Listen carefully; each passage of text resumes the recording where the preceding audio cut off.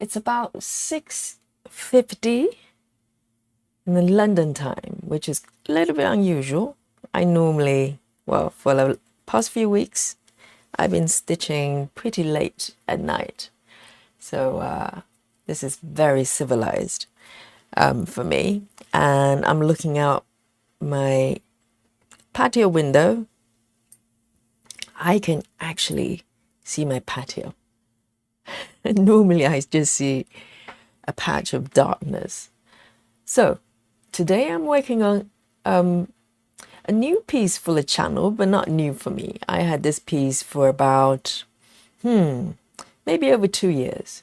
So this is from Heaven and Earth, and the piece is called The Little Cake Shop, and this is a Max Colors as well. Let me show you the markup. It's absolutely gorgeous, and this is really, really my cup of tea. Lots of colors, a lot going on, and it's just absolutely beautiful. And so I probably started this piece about just over 2 years ago, and I actually made pretty good progress probably up to a year ago. And then, things got busy, and also I kind of got distracted by other pieces. So I probably haven't worked on it for a little while. So this is probably the first time this year I kind of come back to it. But I've done a little bit around this area today. So let me show you where I am right now. If I show you my app here, so I'm using Cross Stitch Saga. So this is like a new tool I've got into. I'm learning to use. So normally I use, up to this point, I've been using Pattern Keeper, and I've just imported the pattern over here to Cross Stitch Saga. So this is my progress so far. Not too shabby. A lot of the ceilings and the walls, really, really beautiful, I worked on. So my progress, if I'm not mistaken, let me have a look. I think it's about 12%. Let me just double check. Yes, if you look at the upper left there, it says 12.36, which is probably the most advanced in terms of percentage I've worked on amongst all the pieces, all the projects. Obviously, it's proportional to the size of the project as well. Let me just give you some idea. So this is not max size, but it's max color. So I think the size is probably the same as the regular ones, the regular version rather. So today, the area I'm going to be working on will be, let me highlight the area. So it will be the bottom right corner there. So just like the other piece I've been working on, the winter reading nook, I'm trying to tidy up all the loose stitches I was working on up to this point. So so maybe from this point on, if everything goes well, I'll start to work on sort of block by block, see how it goes. So I switch my stitching method quite a lot. So, as long as I enjoy it, I just keep going. So there you go. Today, I'm going to work on this box area. And within this box, it doesn't look much, but I've still got about 759 stitches remain in this area. And hopefully, fingers crossed, because this way of working is pretty fast in my book. So I'm normally very slow, as it says on the label, the slow stitching yogi. So I'm not particularly looking for speed per se, but I like efficiency, and it's nice to be able to make progress. So these are the remaining stitches I'll be working on today, and with some luck, I might move forward. Depends on how long this session will be. It really depends. Let me just remove these part threads. They're no longer applicable. So this is my new toy as far as tracking my stitches goes. So I may stop from time to time to give you sort of some insight on my experience of this app so far. So if you're not aware of this app, it's called Cross Stitching Saga, and is by a developer from, I think, not a developer, I don't know how many people involved, but it's from a team in Russia, and it's a pretty unique app here. So I love Pattern Keeper, and some of my projects I'll continue to use Pattern Keeper, but I'm exploring this option, and so far I've been having a lot of fun. So let me zoom in a little bit, and just to give you a better view of my stitches here. It's so beautiful. It's such a joy to work on these colors. This is the type of color palette that once you start, you just don't want to stop, because it's just so pretty every step of the way. So, and I'm running slightly low on the spare needles here. So most of the needles have been parked on my needle board. So I'll see how it goes. If not, I have to be creative. I might need to remove some needles from the board, and so I can have a few more spare ones. So here we go. I know this is a little bit too soon for the reindeer, but whatever works. So here we go. So within this area, what I'm going to do is to stitch from the colors got minimum number of stitches and slowly moving up. So this is what I've been doing from top here, if you look at the panel here. So now I'm moving on to the current color there. Let me highlight. So there's a whole bunch there. So it's 317. So let me see if I've got one threaded already. 317, no. So I'm going to have to get to my thread organizers here.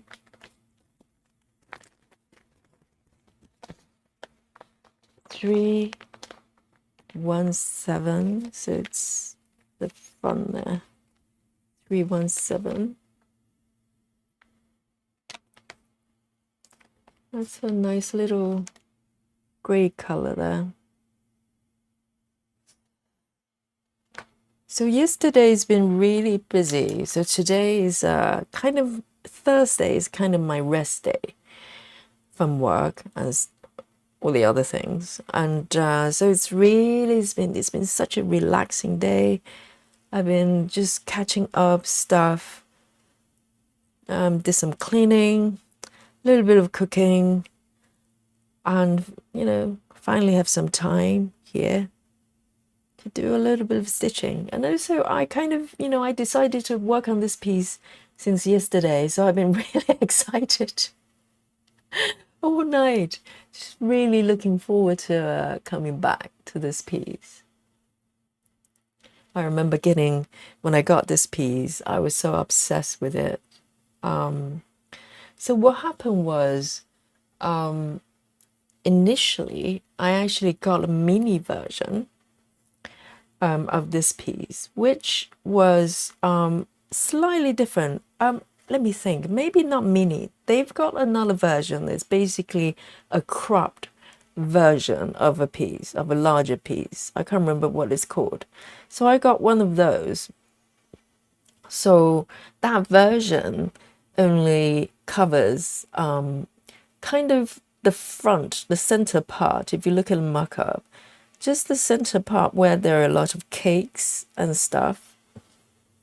And I started from there. And as I was stitching it, I realized how much I love this piece.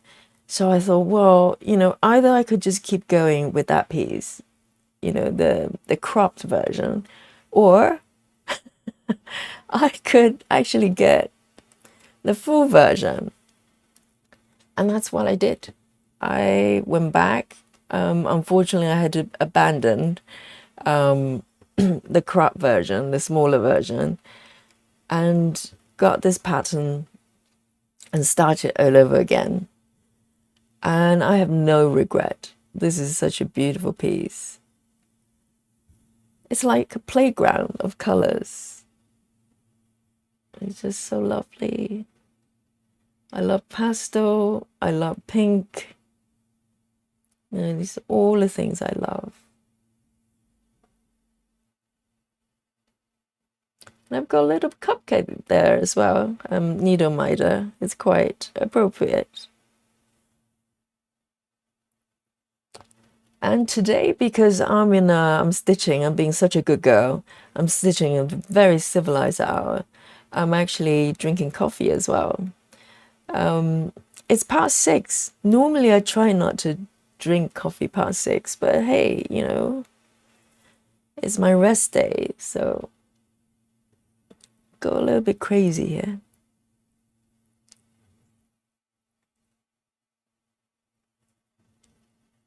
So since I started this channel about 3 months ago, I have been working primarily 14 counts and also some smaller counts up to 25 counts, but half stitches. So from the beginning of the year, for some reason, I just decided I wanted to go on a little detour and do something a little bit different. And so I did.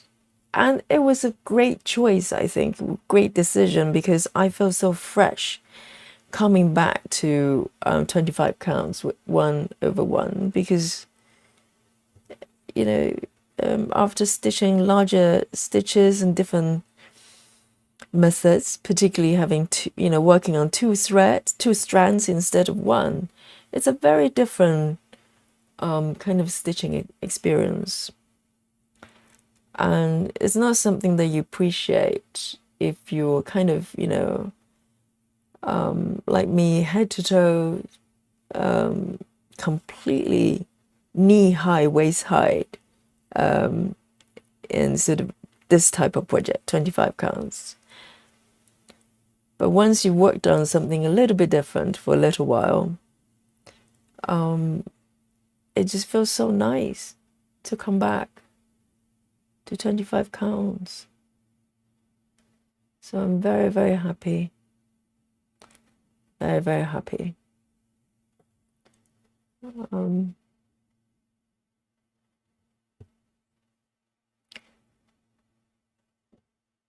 These colors are so pretty. Let me just move it out a little bit more here.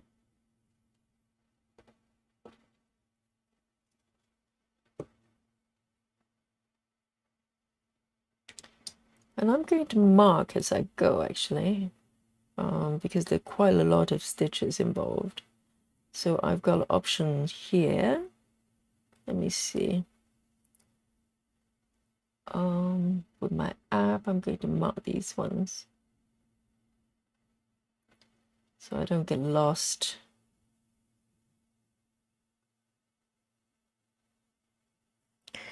Here we go.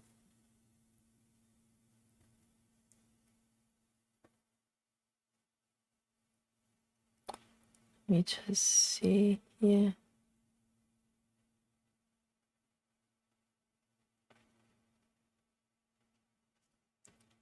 One, two. And because it's max colors, the color changes are so subtle. Sometimes when you switch colors, but the colors are so similar, you kind of have to reconfirm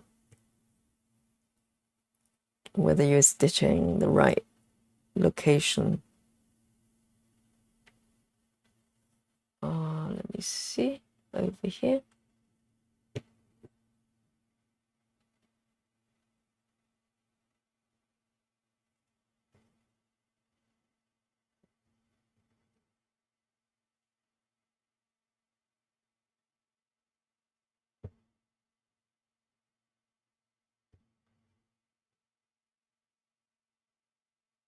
Let me know what you're working on.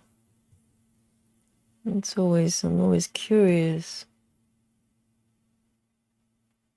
on people's choices, you know, the design, fabric count, for instance, and whether you're monogamous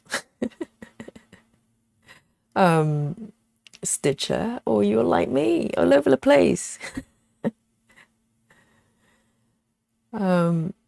I just stitch whichever piece is kind of talking to me that day, and I don't have any grand plan to what I'm doing, to be honest. You know, sometimes I watch floss tubers. They do like a yearly plan. You know, they go, well, this year I'm going to work on these pieces, and this is the progress I'm going to make. You know, they actually have almost like a deadline. They go, well, by next April I'm going to finish 50%. Well, I suppose I could do that. It's just most likely the plan would derail. So there's not much point planning. I just enjoy stitching whatever it's talking to me that particular day or moment. Even it's not unusual for me to cycle through multiple pieces. Not unusual at all. So with the max color, I'm trying to remember how many colors. I think this is probably one of the pieces that it involves most colors. I think we're talking about 260 something colors. And this is the piece that actually made me decide to get the full set of DMC, because trying to kit this design up was just impossible.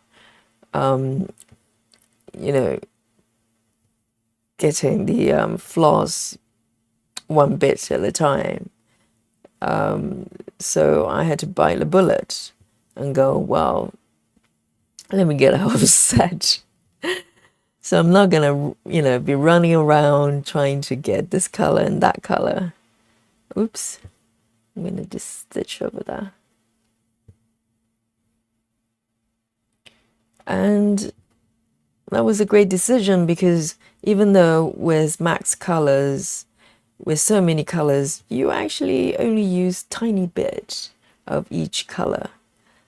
So you have a lot of spare, and I use the set to kit up quite a few other pieces.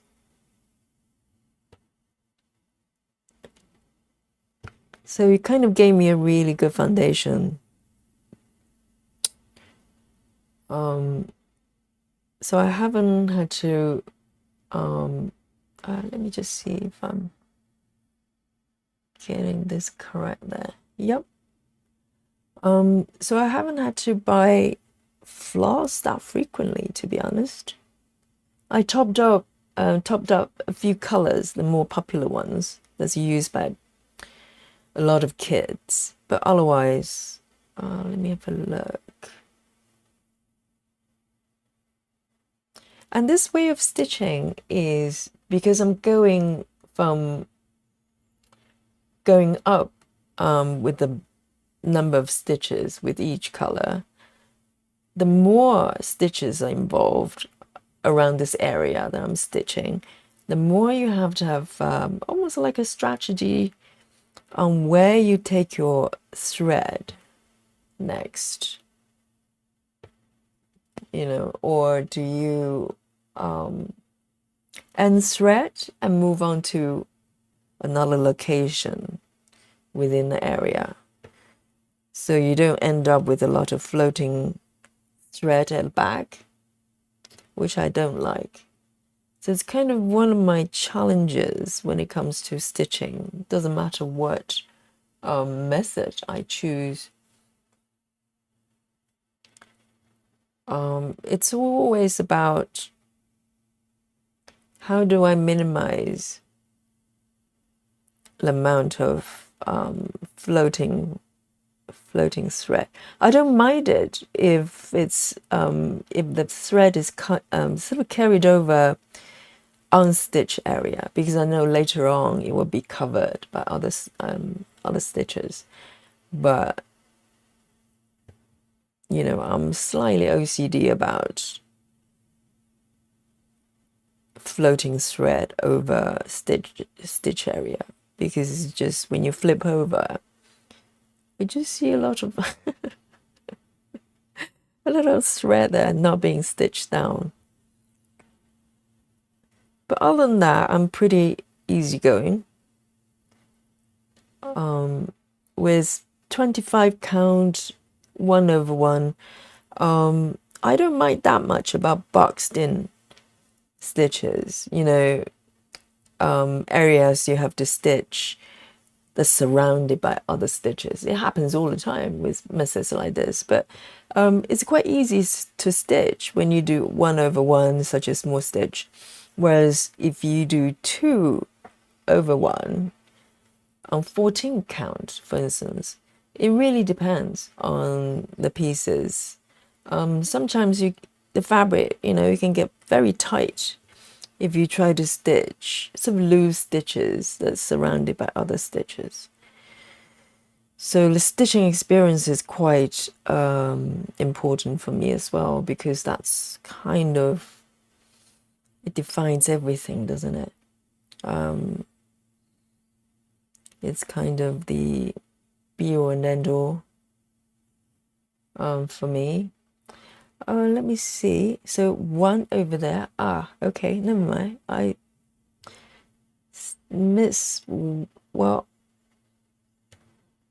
stitch the stitch below in a slightly incorrect location, but it doesn't matter. I'll just come back and stitch over it. There's no need to frog it, really. 1, 2, 3, 2, 3 here. So normally if I make a mistake, unless it's just so much contrast in color that it's going to be obvious, otherwise I tend to just stitch over it, and you can't tell, not really.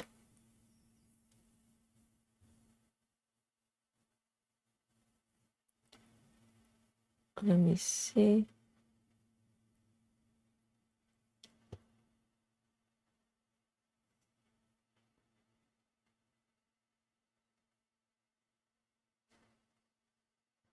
And because I've got such a defined area, literally with a border around it,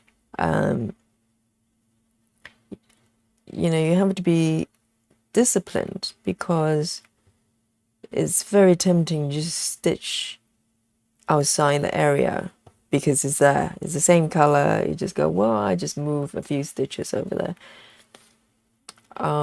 You have to resist doing that, because you want to kind of stick with the working area.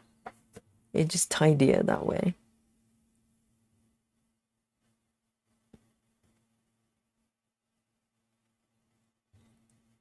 This is just so good. I can't believe it that I left it for so long. I probably left it a good, I don't know, quite a few months. Occasionally I pick it up and put in a few stitches. But I think generally I was kind of just losing momentum with projects, sort of similar projects, 25 counts, 1/1. Even switching methods from time to time. You know, there are really so many different methods you can cycle through. And I think this app probably helped a lot, because up to having this tool, this way of stitching wasn't really possible, because, you know, you kind of have to take a guess on the number of stitches. It's very hard to do it accurately if you try to go from lower number of stitches and flow all the way up.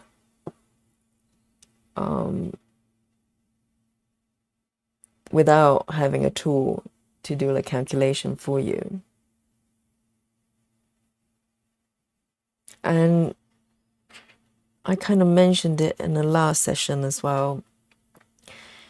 There's a function here that I've got it turned on, which is when you finish one color, it automatically jumps to the next color. It highlights it for you, so you don't even have to go and look and navigate. So I've got 6 more stitches with this color. I need to find where they are. So I've got 1, 2, 3 over there, and a few loose stitches over there. That's fine. So 317, I need another strand. 317, let me see.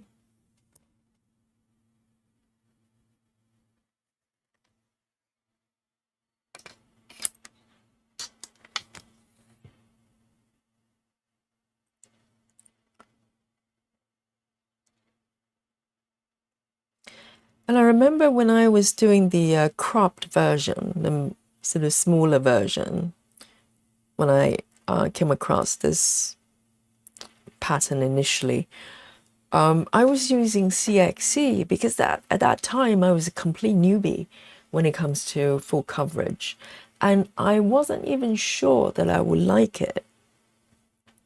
So I didn't want to invest so much to get DMC. DMC, it is pretty expensive in Europe and in the UK as well. I still consider UK as part of Europe, okay? Controversial. But yes, it's a European country. Let's not kid ourselves. But they're really expensive. So to get 260 colors in order to kit this design up was just too costly. So I went for CXC, and I'm really happy that I did, because it's a really lovely thread to stitch as well. I still use it for many other projects, and they cost a fraction of DMC. It's pretty scandalous if you think about how expensive DMC is, considering it's from France. It's French. It's basically neighbors, you know, just next door from us. But we're paying loads. We're paying loads for DMC. So if you're in America, how I envy you. So I might need to end this thread in order to move to the other side, because I've got, let me see, let me mark these ones. So I hope, oh, I forgot to lock the pattern, that's why it's moving. There you go. I'm supposed to lock the box here. Here we go. So I'm going to mark these stitches So I know I've got 3 more stitches there. I have to find it. There's a function you can jump. It basically allow the app to do it for you, to jump. Okay, I've got 3 little loose stitches there. So I'm going to end this right here. I don't want to carry my thread so far away. I have a heart attack. I like to keep the back as tidy as I can. I know it will still look messy, but at least everything is stitched down. Let me just see if I can push this down. Here we go. Just tuck the thread in. So even though there's a little bit more starting and stopping, I enjoy a lot more because I know the back will be a little bit tidier. That makes me feel better. So here we are. Over here, it's 1 stitch here.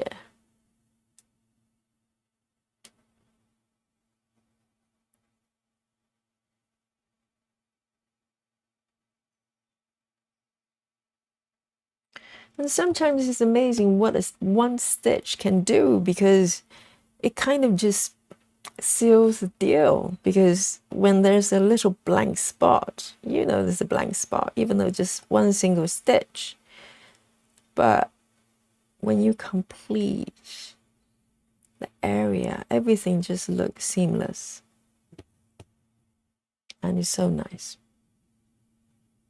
So this is a little bit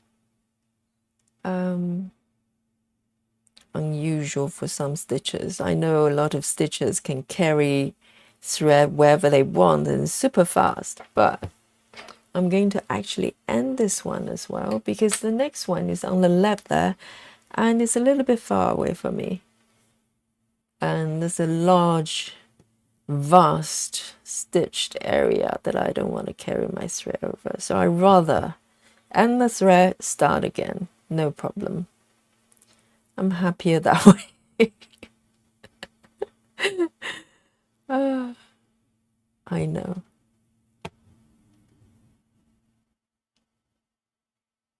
So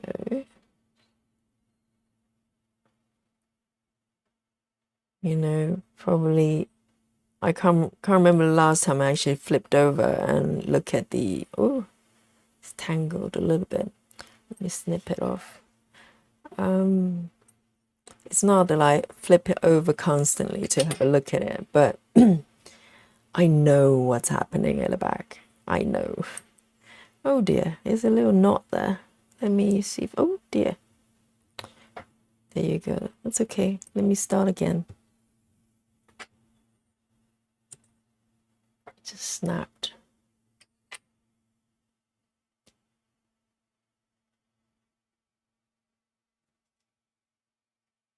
Push that thread down.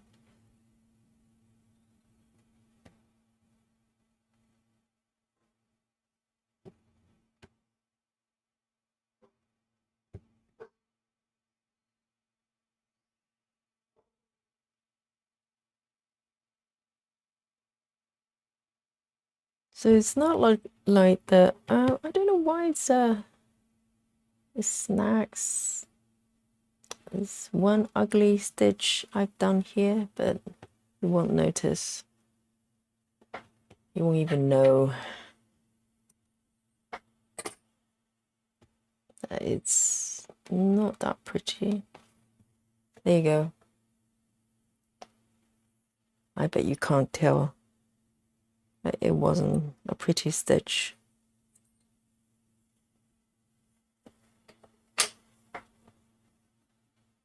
Right, I've got 1 more. Let me find you at the bottom there.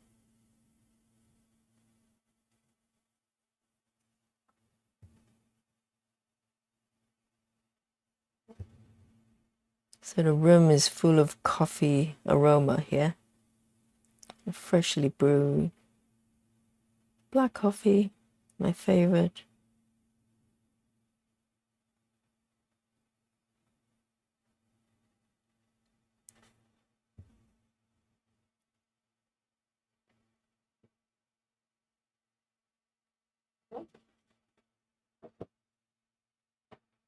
Here we go. When you have one single stitch, or shall I say, when I come across one single stitch there, when I end thread, I basically just snip the thread off. I don't even bother to end it in any particular way because it would just stay put, won't go anywhere. So it makes stitching loose stitches a little bit easier. Right, next, so we've got this one done, and it was just jump to highlight the next one, which is really, really cool. I love it. So let me navigate over here. I can't remember what this number was. So let me zoom out a little bit.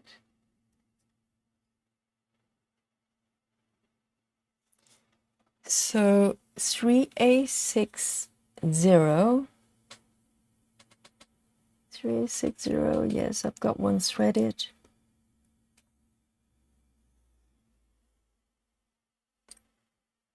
So I normally part my needles threaded on my needle parking board. So it's really quick. Oh, lovely coffee, so good. So it's really quick to find the next color, and occasionally I have to, use the organizer. I love this piece. Have I mentioned it?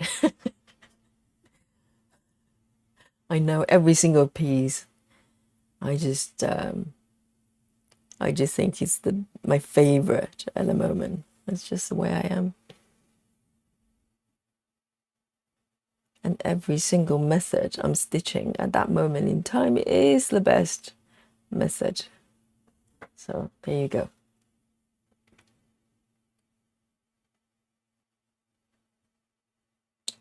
Let's have a look.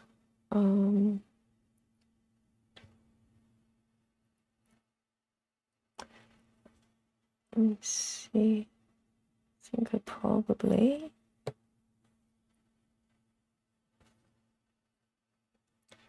Let me undo this one. I think I might probably have crossed it over 2 stitches instead of 1.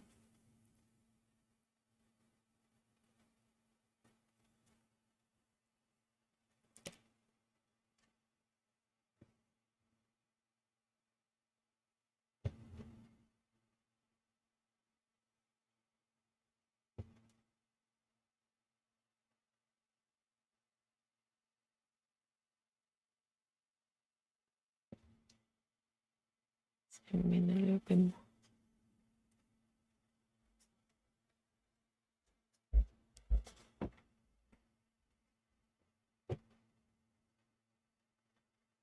And this piece is also Amy Stewart.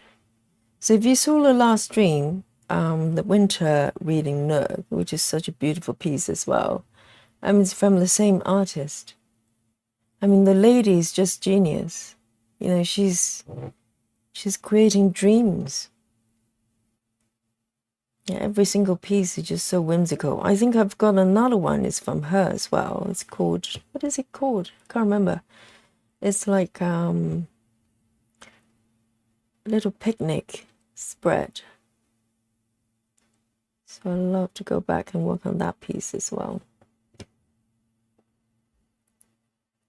It's got a nice cherry pie in that piece. So where do I take my thread?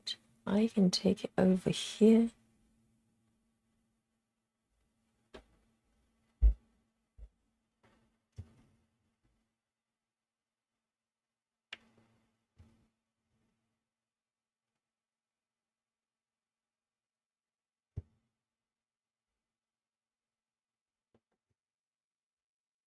Every piece is a dream,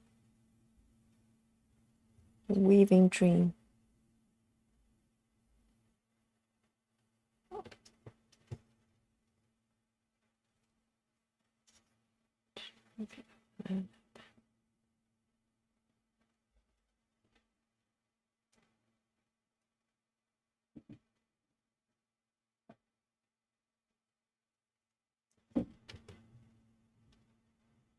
And you probably notice the fabric is actually gridded. So when I started the full coverage in something like 25 counts, I literally could not see the stitches because my eyes just weren't used to it. And up to that point, I was stitching 14 counts mostly, maybe 16, with some cross stitching kits that I had. And that was pretty much my experience of cross stitching. So when I decided to try out 25, I literally jumped from 14 to 25, and I was going blind.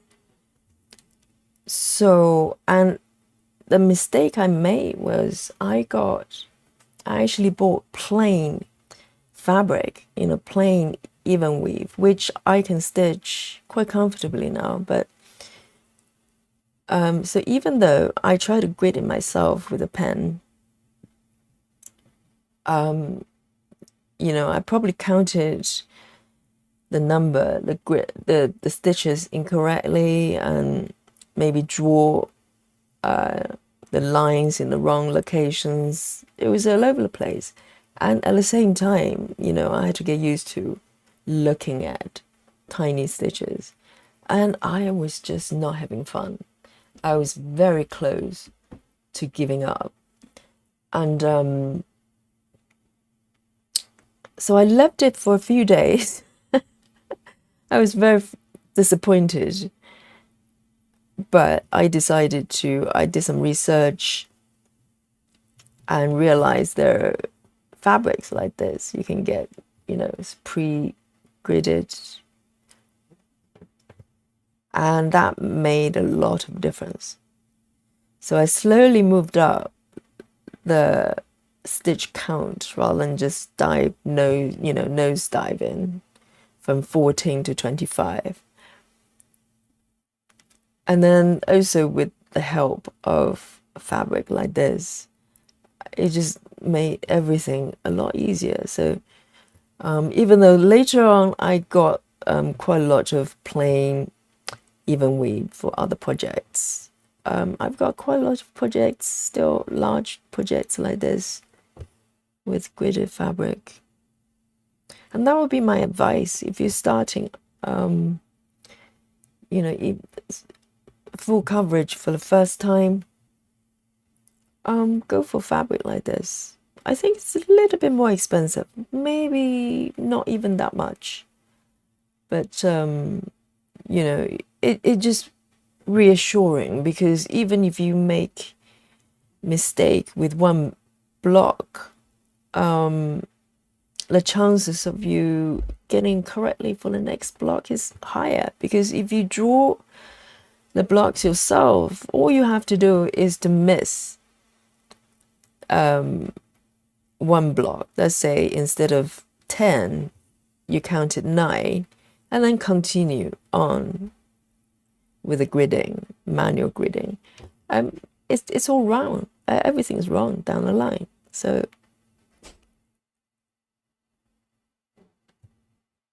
it can be a little bit tricky, I think. Let me see. Am I having this one over here?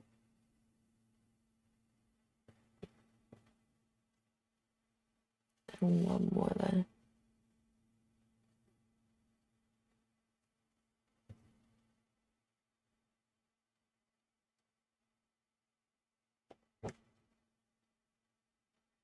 These are quite boxed in. Let me see. These are done.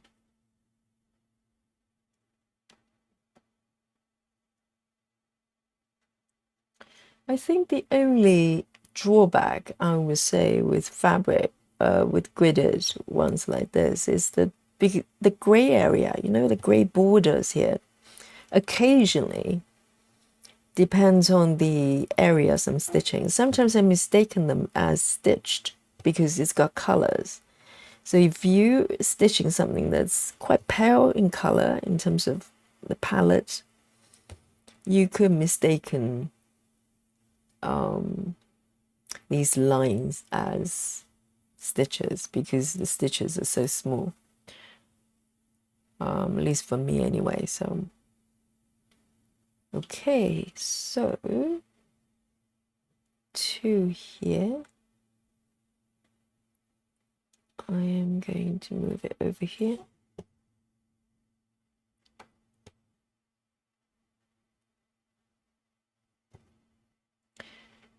But the texture is a little bit stiffer with this type of fabric. Probably just there's a little bit more starch. Whereas if you get plain, I've got DMC even weave. It's very soft. So it's really the preference, really. There's no right or wrong, I don't think. And the fabric is a large part of the stitching experience. You know, you have to enjoy the way it's stitched. You see.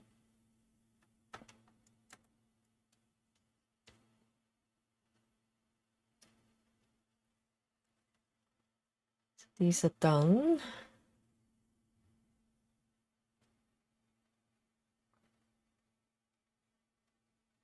I'm moving over to here. Okay, to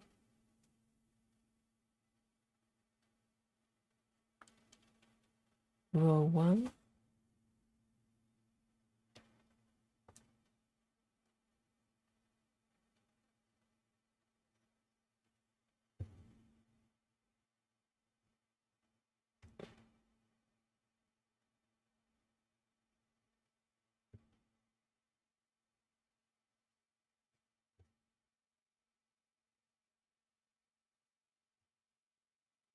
Maybe stitch over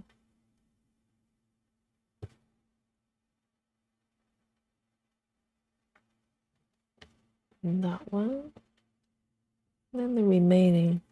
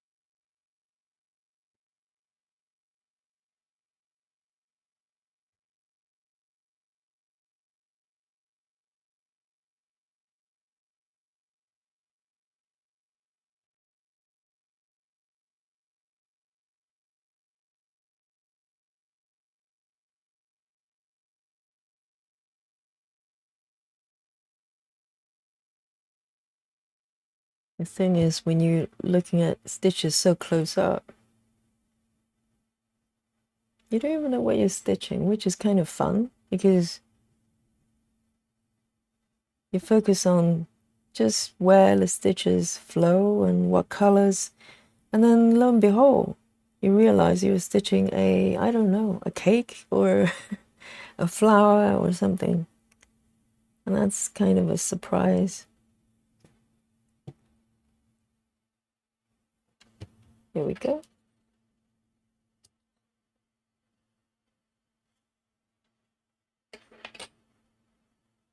Very tempting to do a stitching, kind of a streak. See how long I can keep it going and streaming every day. I like challenges, just in case you haven't realized. Create challenges for myself. Let me see. I think these ones are done. Lovely. And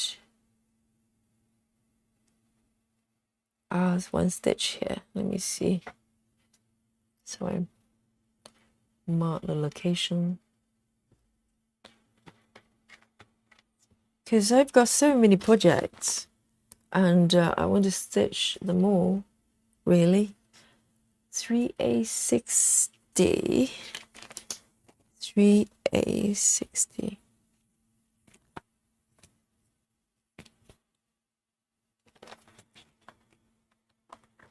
So maybe if I give myself a little bit of leeway, on busy days, maybe half an hour counts. I don't know.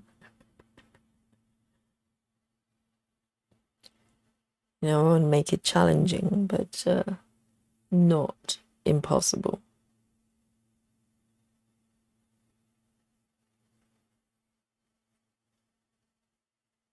Here we go. So we're moving down to somewhere here. There's one stitch here. And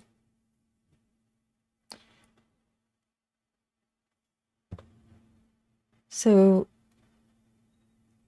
I guess the reward of stitching max color version is that you really get that subtlety of the color flow. I mean, majority of the regular heaven and earth pieces, they're beautiful as well. I've got a few pieces they're regular, and it's equally beautiful. But I think when you stitch max colors, you really appreciate the detail and the subtlety of it. I mean, yes, a lot of confetti, a lot of color changes, but that's part of the challenge, and depends on the stitching method. You know, you can actually become almost like a game. It's fun, like this one. Within the area, you start from single stitches to start with, and once you get that done, you know, you feel like you're progressing forward faster as you switch the color, because as you change your colors, the number of stitches also increases, so you don't need to change your colors as frequently, and you can stitch a little bit faster.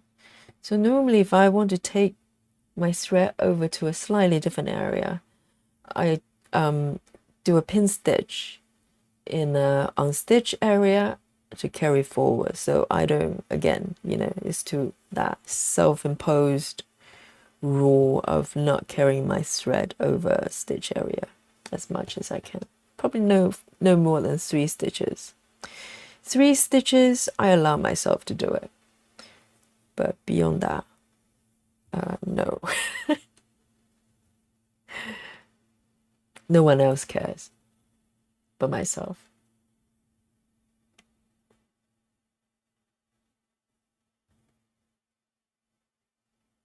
Right over here, and it's really fun doing it like this, because you have to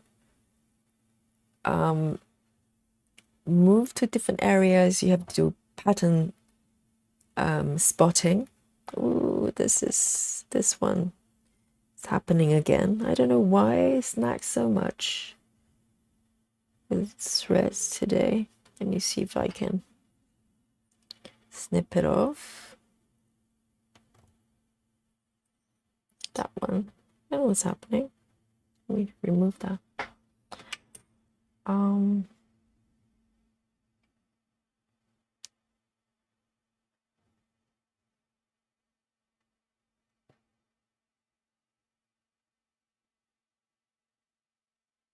It's like a game.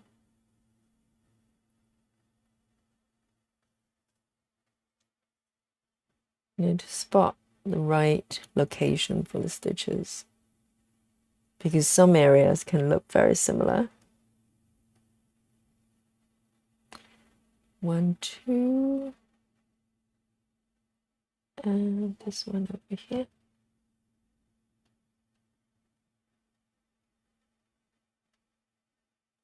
So let's see, 14 stitches left with this color. Where are you? At the bottom right there. So I'm going to end this thread over here. Just tuck it under.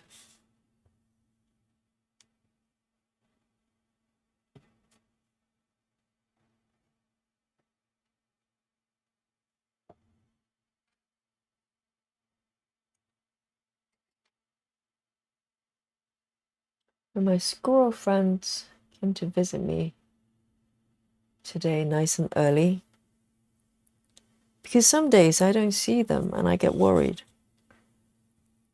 So they'll come over and knock on my windows, and I give them some nuts. Their favorite is almonds. They love almonds and pecans as well.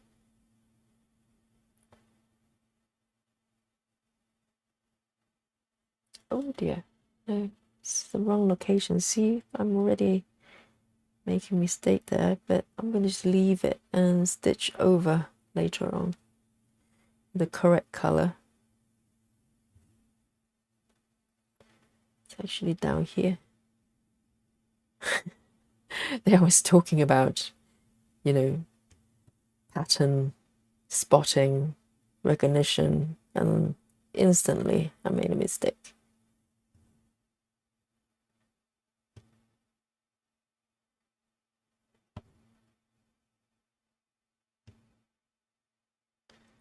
So I'm pretty new with this way of stitching, you know, from the minimum number to maximum number of stitches, flow with the color count, sort of stitch counts.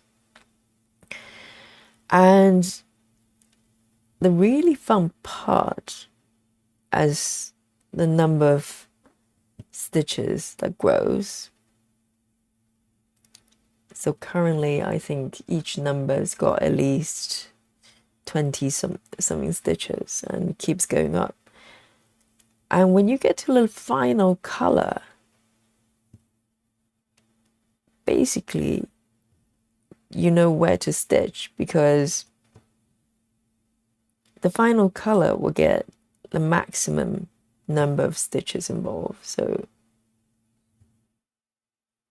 and also you pretty much don't need to refer to the chart, because you know all the unstitched area will be filled with that color. So it's there's a sense of freedom. You just, you know, you just focus on where you want to take your thread and just keep stitching. So I think that's why this way of stitching is kind of quite fast. It gets faster and faster as the oh dear, I stitched this.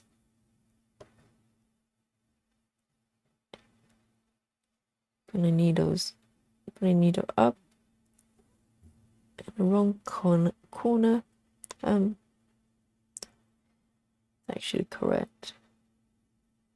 It's a little bit tricky because it's packed with stitches in areas like this, and also the colors are very similar to each other. And sometimes you mistaken unstitched areas as stitched, or vice versa. Very easy mistakes.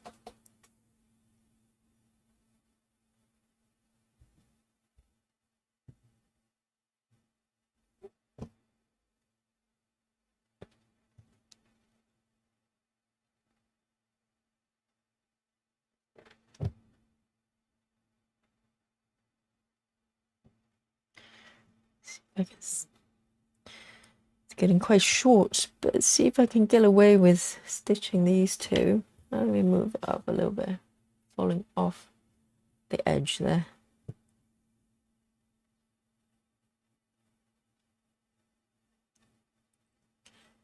Just a tiny bit of thread left.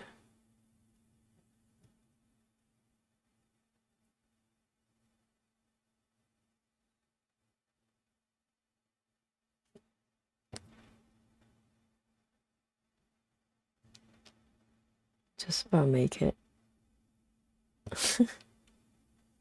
Yay! So last stitch, because it's so snugly, I'm not going to end it. I'm going to just cut it off. It's not going anywhere. Oh, I think this is turning into something. I can see that.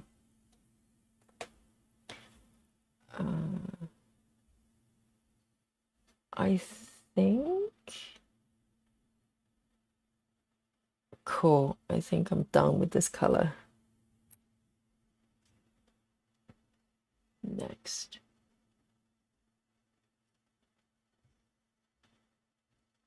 Three, 4, 0, 6. 3, 4,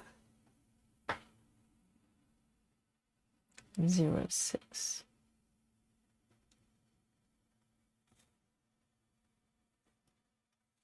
Is that correct? Oh no, I read it wrong. No, 3, 4, 0, 6 is the remaining number of stitches.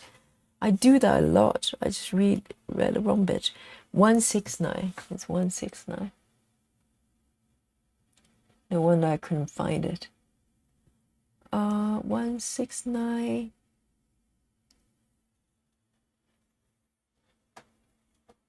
Lovely.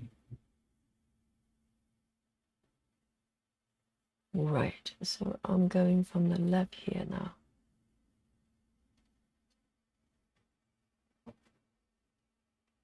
So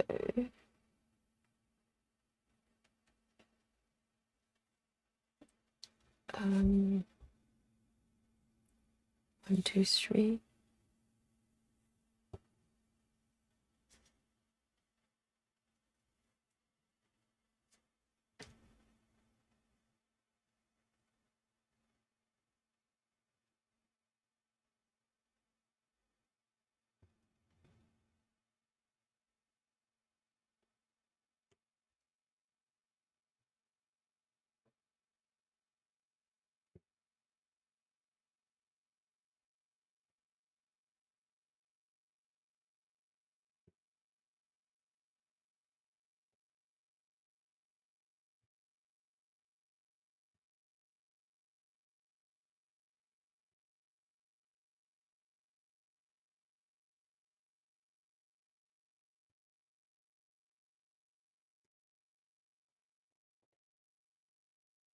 Three here. Done. Move it over here.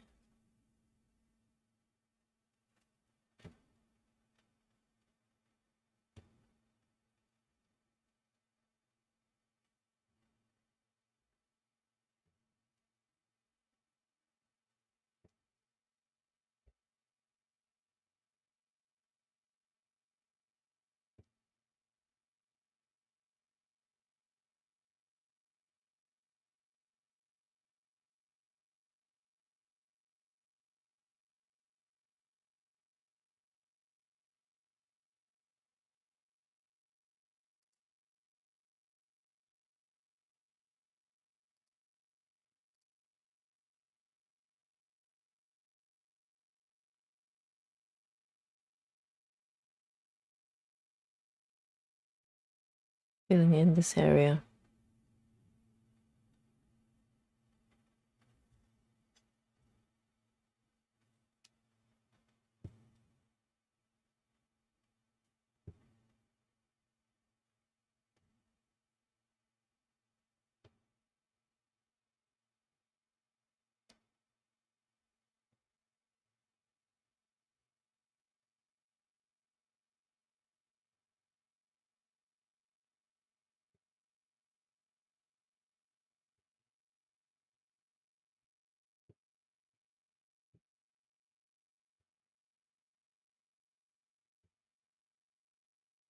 So nice.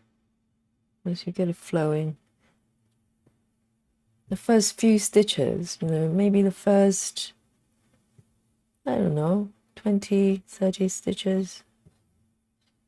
Or first 100, rather. Sometimes you just need to warm up. And it starts to flow. Oops. I think I've got one side stuck. Never mind. Just whatever works.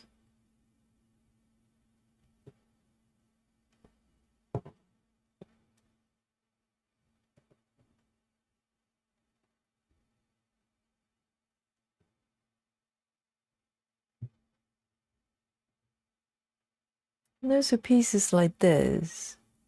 Once you worked on it for a period of time,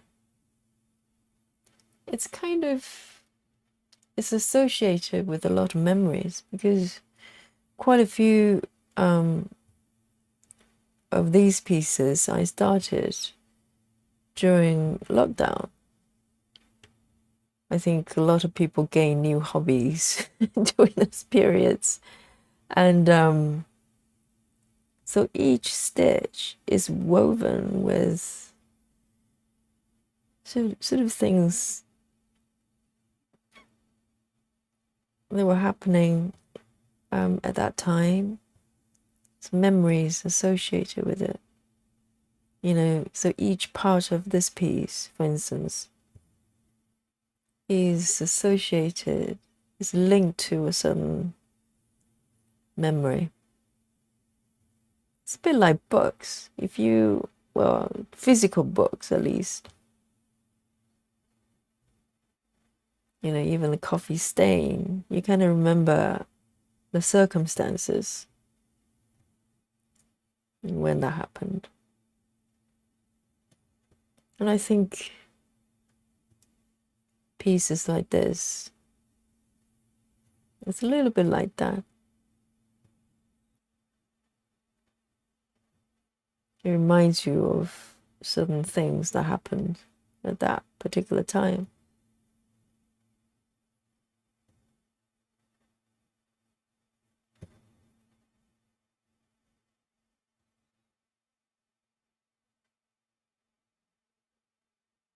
And the strange thing about lockdown is that, it was the first time in, I wouldn't say human history, but maybe the first time in that shape or form, where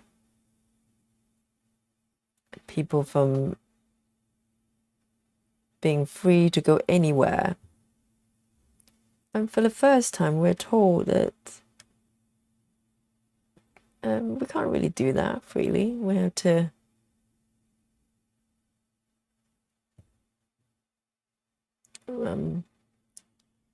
restrict ourselves to only be out a certain number of times and a certain period of times. But the weird thing is, a lot of people actually look back on that period quite fondly. And it's kind of a strange, interesting psychological phenomena, I think. I think because of the restriction, people had to make very different choices on what they do with their lives at that time. And as the result, maybe some people made some choices that actually guide them to do things that they probably wouldn't have done otherwise.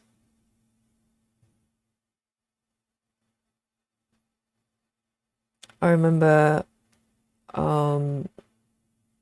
it was probably only 6 months into the first lockdown for us in the UK anyway. Let me just make sure I'm in the right place. not stitching in the weird places. Um, so there was a studio, yoga studio that I went a lot as a practitioner. I wasn't teaching there, but I went there to classes and stuff. And I remember the owner used to look really stressed all the time, considering it's a it's a yoga studio. People go there to find release, and to find peace. The owner always looked really, really stressed. I suppose running a business is nothing to do with yoga itself. It's stressful. Doesn't matter what you do. And then 6 months into the lockdown, I bumped into her on the street. And at that time, I don't know whether you remember, I bet you do. It was social distancing, right? You have to kind of stay quite far away from each other, even if you bump into each other outdoor. And I remember bumping into her, and I thought, well, yeah, I recognize her, but there's something very different about her. And then I realized she looked happy. She looked relaxed. And it was so interesting. So I called her name, and we stopped and had a chat slightly away from each other. And I just say, hey, you look great. Not that she didn't look great before, but she just always looked worried. It was a very small yoga studio. I think is kind of, getting members in is always a challenge comparing to big gym chain and stuff like that. I totally get it. But she just looked so relaxed. And so I had a brief chat to her. It turned out, of course, everything shut down then. So the studio had to be closed down. And she was telling me that, depends on how long the lockdown will go on, she might have to let the studio go. But the weird thing was, she looked so happy. And I think even she knew the difference, because she kind of said that, yes, things are all these things are unexpected, and it's a shame if I have to let the studio go, but I just felt so much happier because I don't have to worry about the number of members you gain or lose every month. And it was really, it was really, really stressful for her. And finally, she's kind of being forced to not worry anymore, because there's no point worrying, because there's nothing you could do. Everything was closed other than supermarket. Let me just get to my thread 169.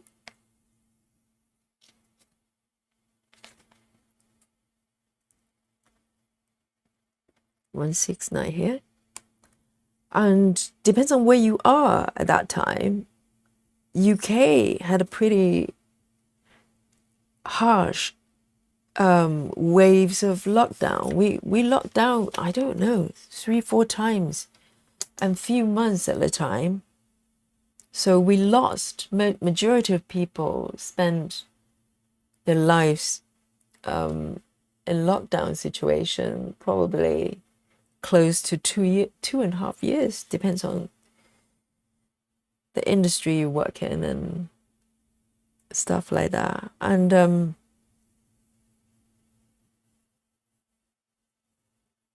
so people have to people are forced to make different choices with their lives. And some turn out to be better, perhaps. You know, life is a strange thing. Let me see if I could find that one. I think I stitched that one on top already. And this one. And even after lockdown, when people kind of go back to quote unquote normal routines, a lot of people, look back on that period with a lot of fondness, because you're kind of forced not to engage or worry about certain things because there's not much you could do anyway.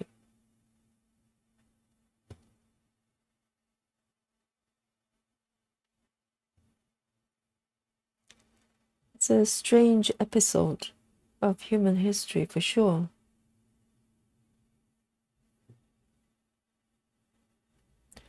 And I think next time, when we have kind of similar situation as in viruses and stuff, I think, I don't know for sure, but perhaps we're going to deal with it in a very different way. I'm not sure if lockdown will be the choice. Let me see, where am I? Yes.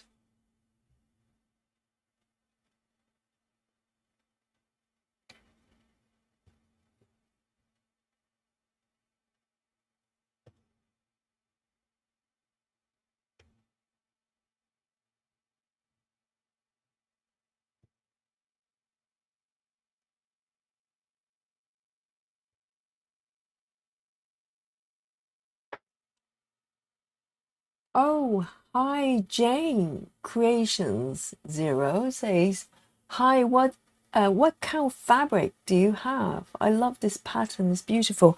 Yes, Jane. This is 25 counts. So this is from DMC Even Weave. So 25 counts, and this piece is called same as the video title. Well, the live stream title is called The Little Cake Shop. It's whimsical. It's absolutely adorable. I totally agree with you. So it's from Heaven and Earth Design, and this one is max colors. They've got regular, and I don't know. They've got a cropped version as well. The one that's it's kind of the center part of this design. Yeah, highly recommend it.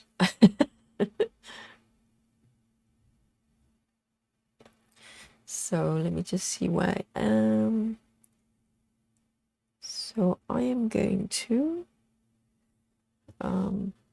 just pull this out so I can take the thread to a different location here.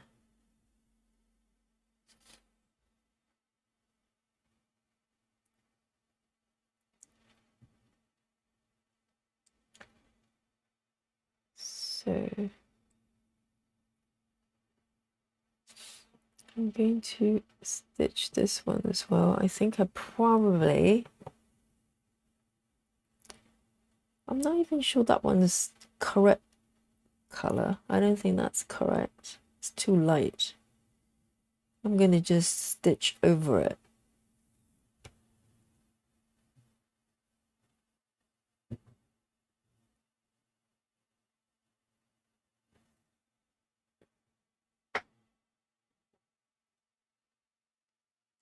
You're welcome, Jane.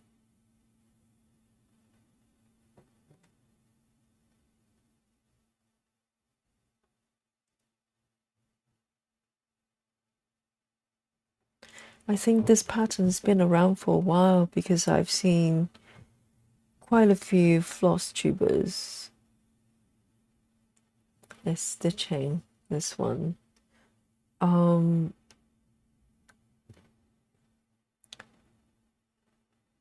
I've seen this piece being done in half stitches, 25 counts. I've also seen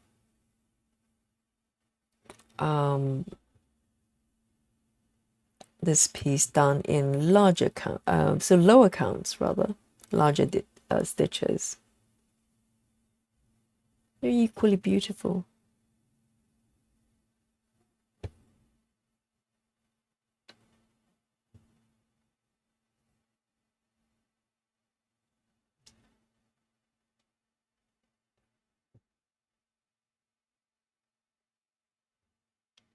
I mean, this is a kind of shop front that, as a child, is my ultimate dream to have a shop like this.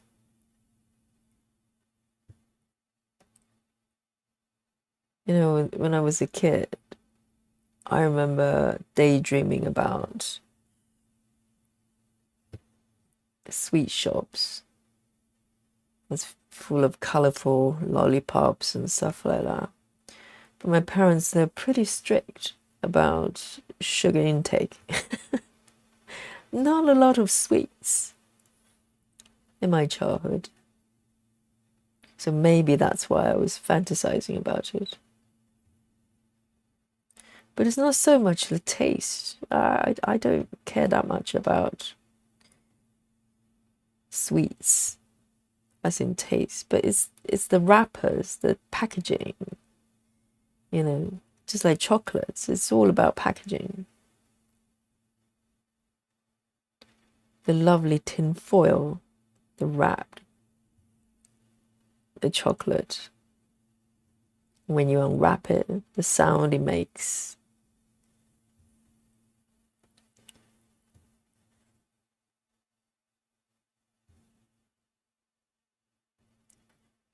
Here we go. So that's the entire area here. The same color. It's very easy to stitch.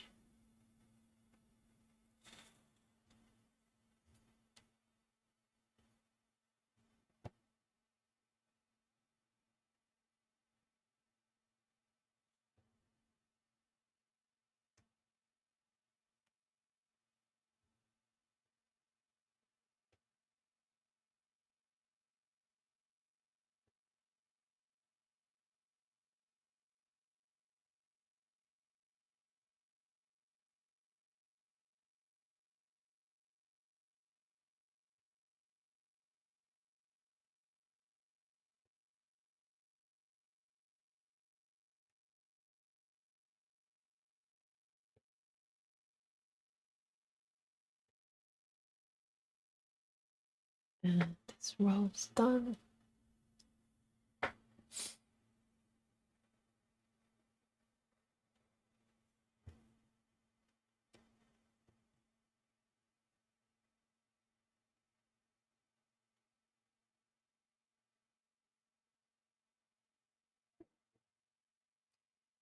So with the cropped version that I started off with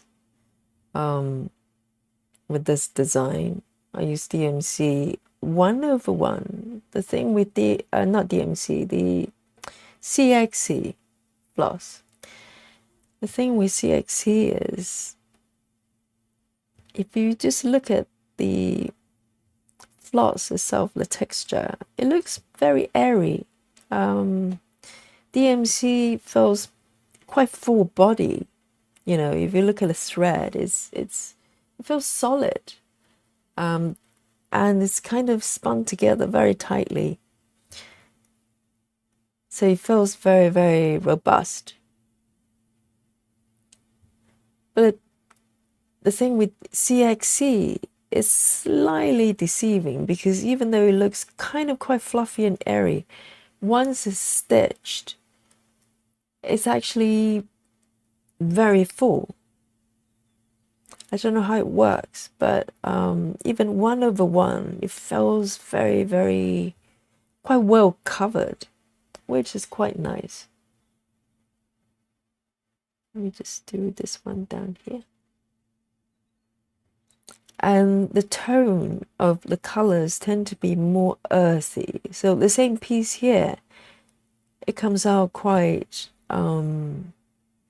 vibrant, which is nice. So I think this piece is perfect for DMC.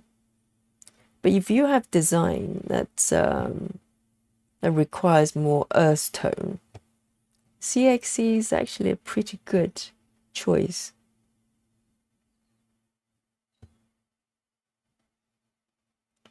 Or if you if you need to have fuller coverage for whatever reason, I've heard people complaining about the coverage of DMC.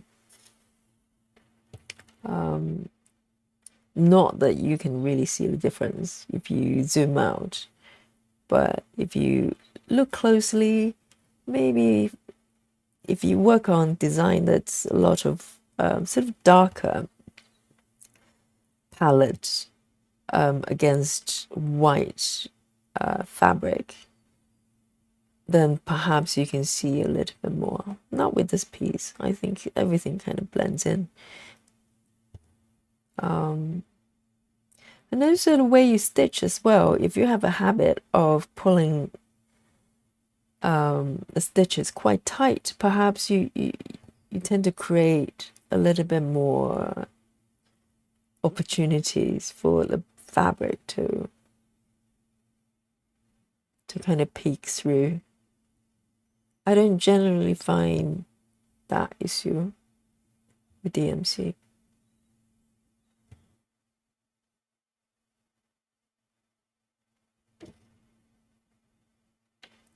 And one more down here. Let me see. I want to know if there are any other loose stitches somewhere else in the area.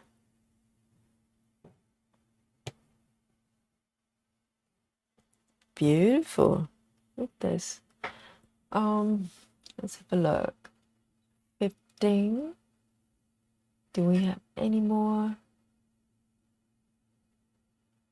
This might be it. 15. Just want to make sure that I haven't missed any. Oh, there's one more here, I see. Let me just mark these ones.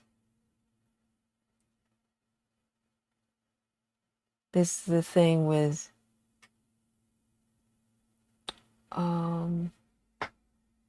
Max colors. There are loose stitches everywhere. Fine.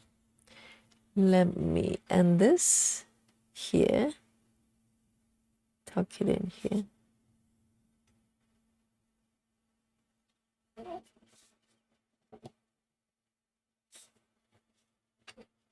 And just one stitch at the bottom here.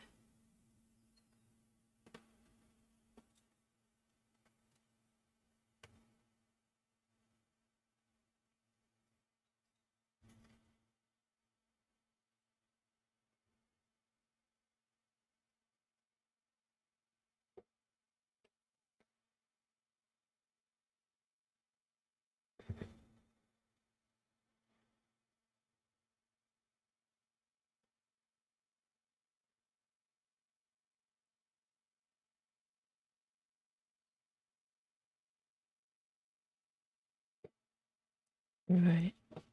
That's it.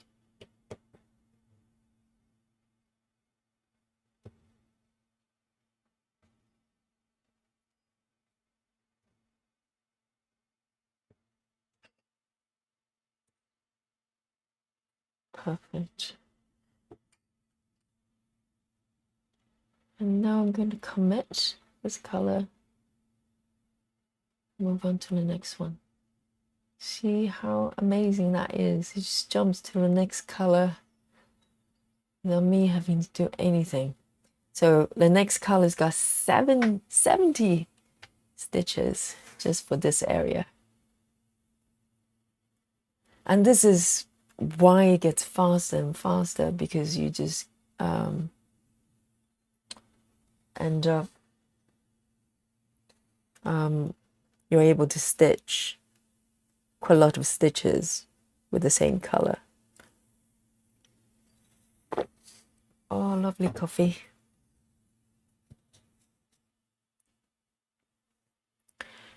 Here we go. Next one's a lovely beige color. 758. 758. Yes, I've got one threaded. Not that much left. See how far we can go.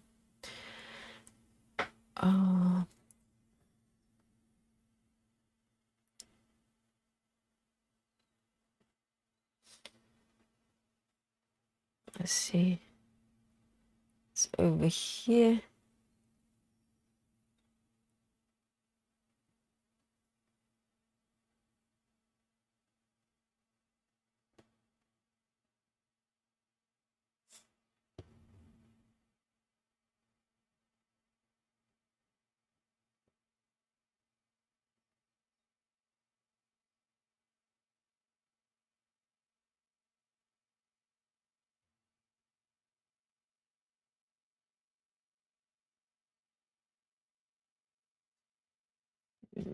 Over.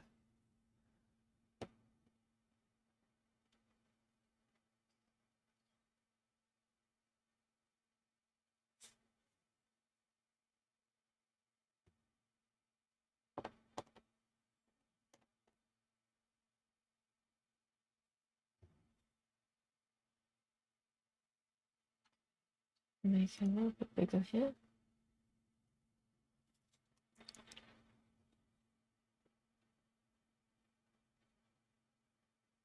It's such an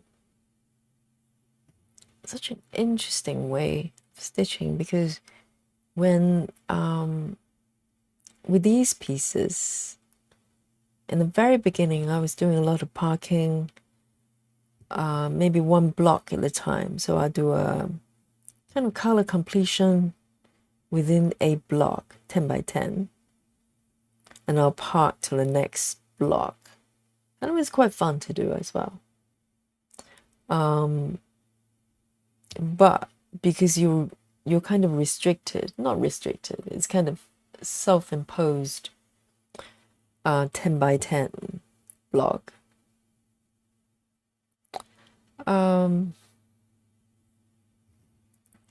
It's a little bit restricted.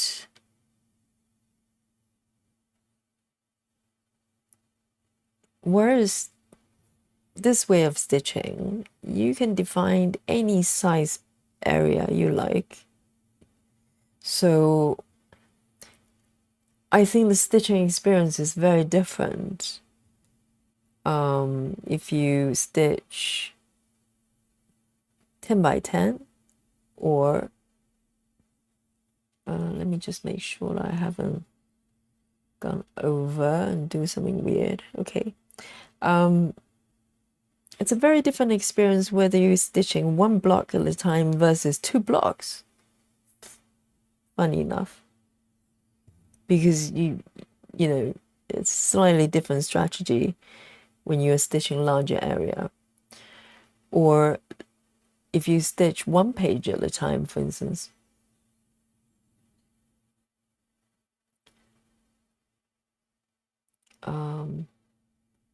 If let me see, 1 2 3, 1 2 3, 1 2 3. Okay.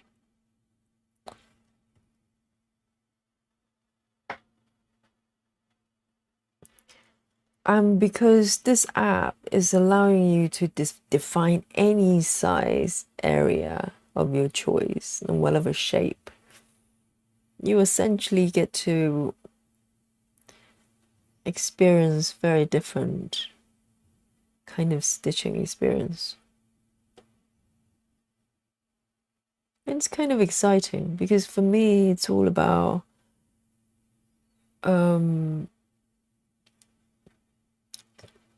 of not to get fatigue with certain way of stitching.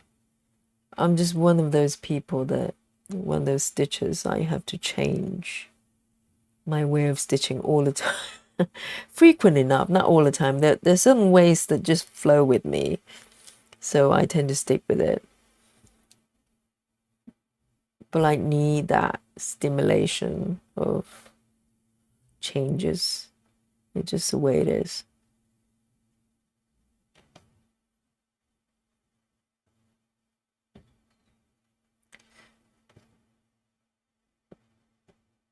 So I can sense the difference between the previous few attempts trying to stitch like this within an area. So this area involves 1, 2, 3, top down, 1, 2, 3, 4, 5 horizontal. So 15 blocks, which is pretty large area to stitch in one time. I know some people do one page at a time, but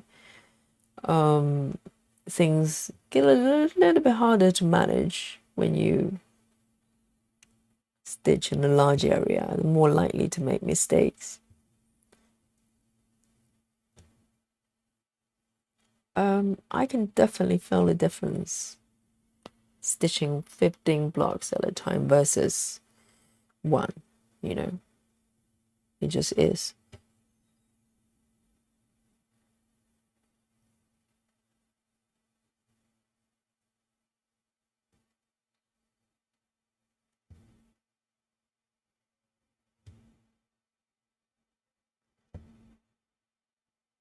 I wonder what it is I'm stitching. It's a mystery. I'm looking forward to the surprise.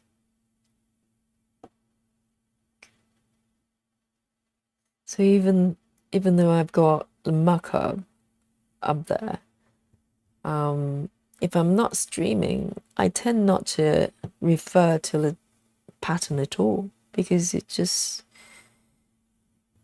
I like the surprise of not knowing what I'm stitching exactly. I mean, you know, I've got a general idea of the theme, but there's so much detail with pieces like this. So here we are. Need another strand. 758. 758. 758.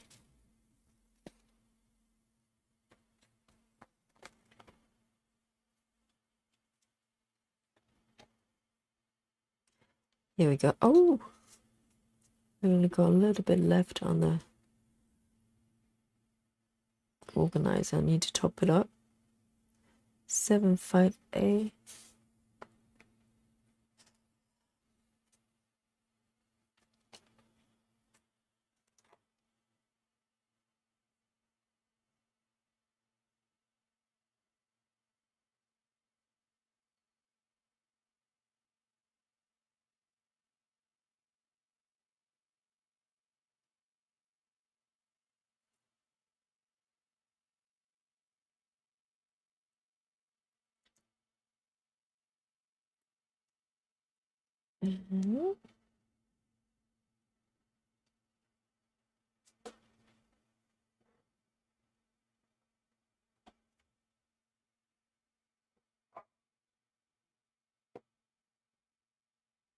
So 1, 2.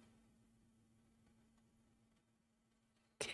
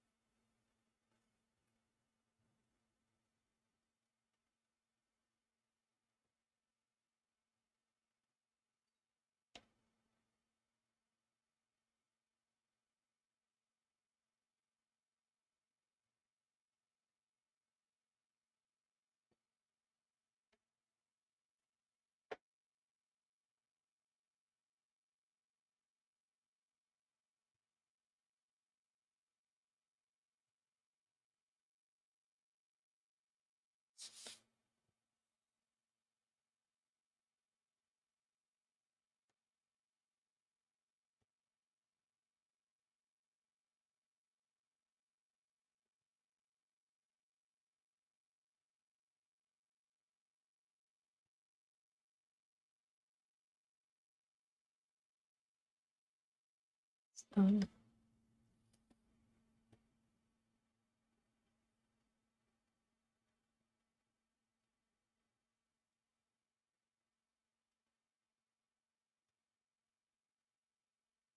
And I'm stitching. It feels like all is well. So peaceful.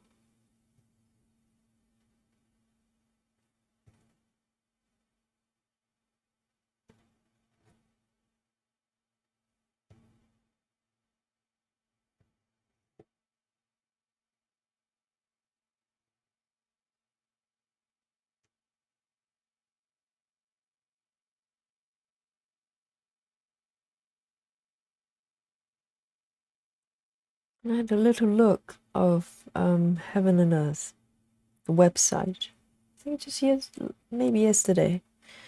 They do sort of random sales a lot. So I always try to pop in and have a look. Not that I need more projects, but at the same time, I'm really scared. I'm always feeling really relieved walking away from the website, not seeing patterns I want, like new ones. I always dive straight to the new releases. And if I don't find anything I like, it's actually good news, because if I fall in love with another piece, I just know, I wouldn't be able to resist it. I just end up having one more project.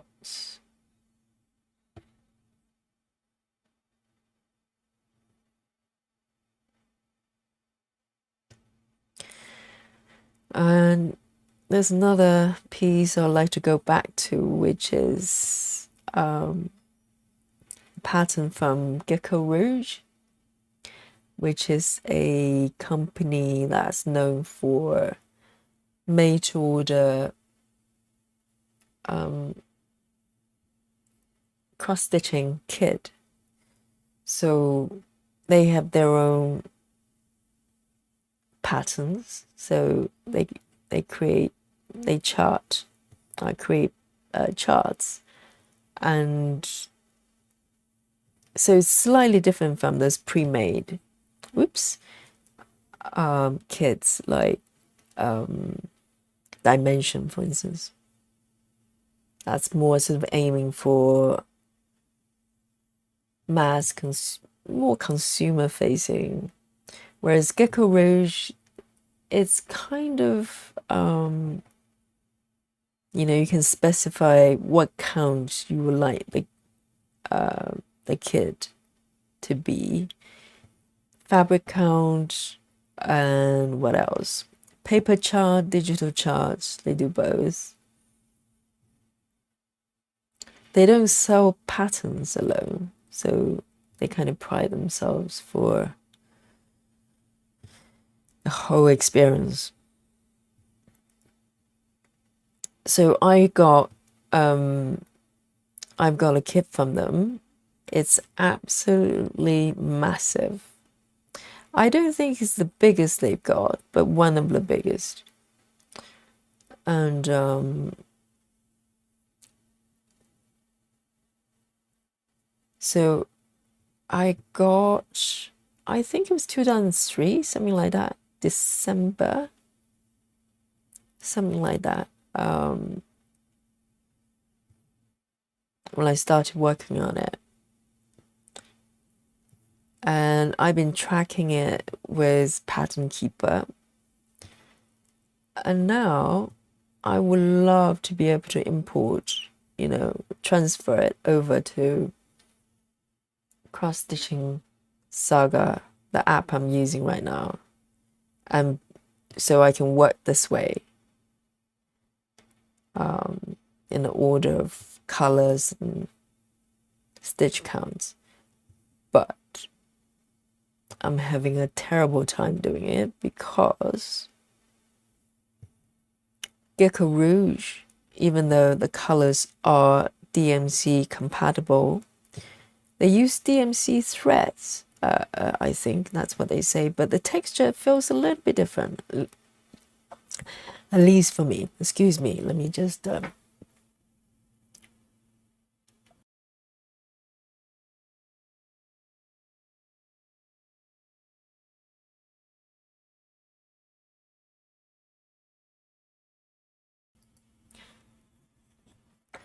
oh, sorry about that, I had a cough. Hopefully that was muted. I'm not too sure. But so I was having I managed to import the chart over, and it's okay, but the colors are all messed up because Gecko Rouge, even though they use DMC compatible colors, they number them differently. So the piece I've got, it's got, I can show you actually. It looks quite, oh no, it's not actually not here. Not on my iPad, it's on my Amazon. Let me show you the mess that I'm in right now. Excuse me. Let me just bring up my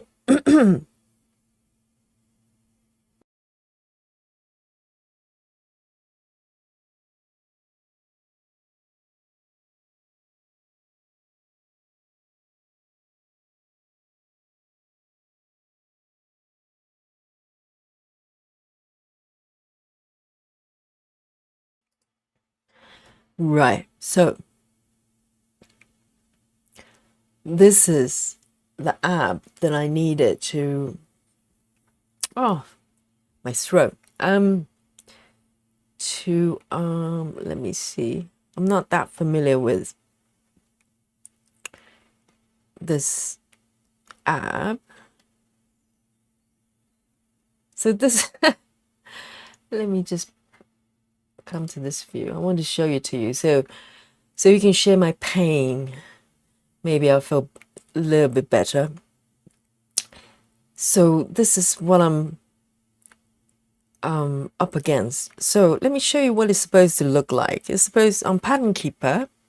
So this is on Pattern Keeper. This is what it's supposed to look like. This is the pattern. Absolutely massive. It's full of stuff. I love it. And I'm trying to convert it so I can import it to my iPad, to the app I'm using right now. But what I got was this. So this is the conversion app. It's called Paradise. It's not a conversion app. It's actually a markup app by itself, but it's I can't make it work. I'm not that familiar with this. I just use it for conversion, but the colors all messed up. And what am I looking at? Never mind. But the colors are messed up. So because the system doesn't recognize the numbering, the Gecko Rouge put on their thread card. So for Gecko Rouge, the pattern I've got, the one I just showed you, it's got 120 colors maybe. But it's numbered from 1 to 125. Whereas DMC is based on the color. So the system does not know which color the chart is specifying. So in order to make it work, I'll have to go through each color and try to find similar colors and also rename all the colors as well. So it's it's an absolute epic task. And So until I can get it done, I can't really import it over. So this bit is done, I think. Have I got any more stitches left? So these are completed. So I want you to share my pain. I want to share my pain with you, rather. But I'm really looking forward to work on that project again as well. So this is, that one's done. Next here. These are very pale colors, so sometimes a little bit tricky. I think it's over here.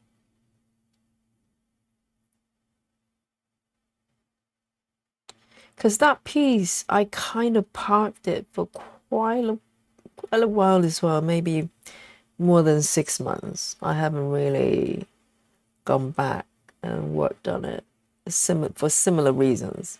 I kind of just got a little bit fatigued with 25 count. So I needed a break.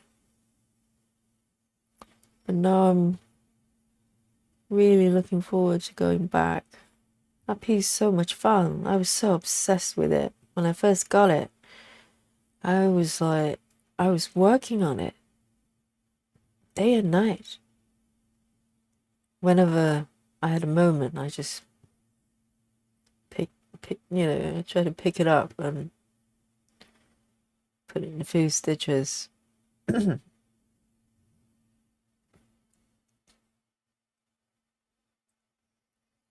Let me take a sip of my coffee. I probably swallow a frog or something.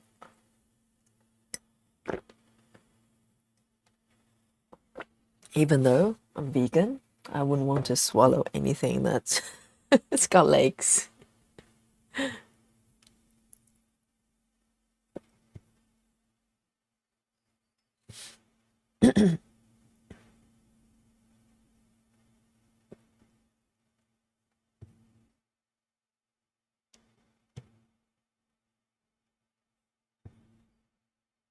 Oh dear, there's a hair. Probably my cat's.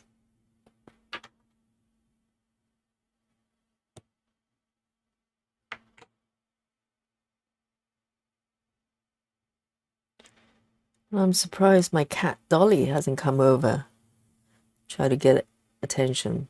Because every time I sit down and start stitching, she will come over. And whenever I need attention from her, she'll be sleeping, she will go out, you know.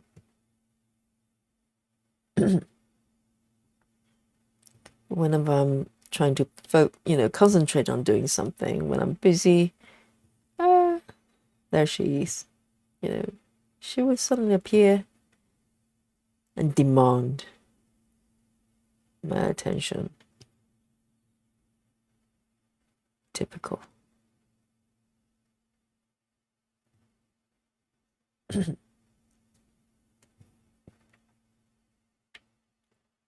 Let's have a look.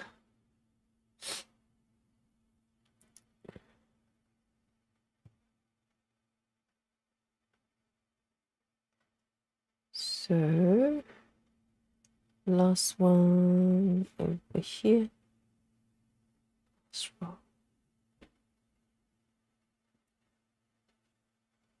Marking so easy though. You don't have to switch to a different mode. You just mark it.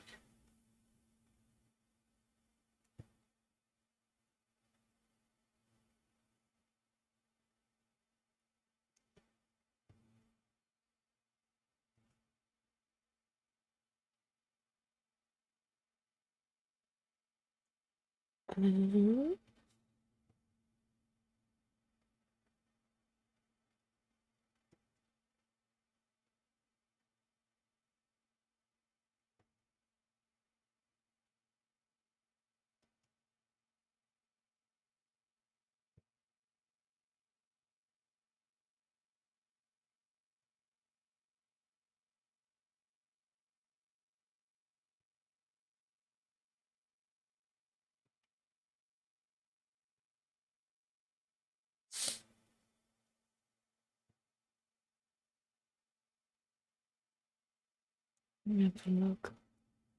Huh, okay. I think I might have stitched in the wrong spot.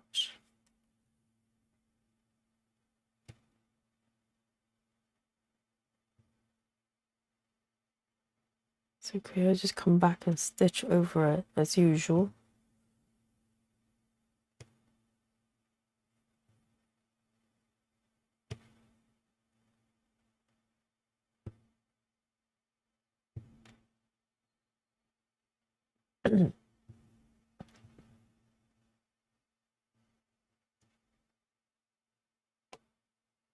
One more here.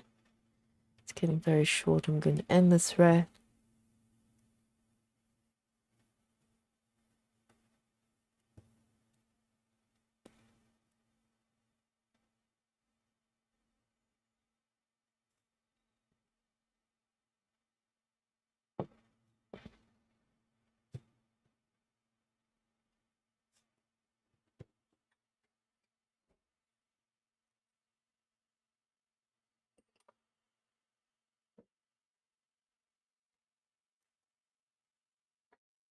So pretty.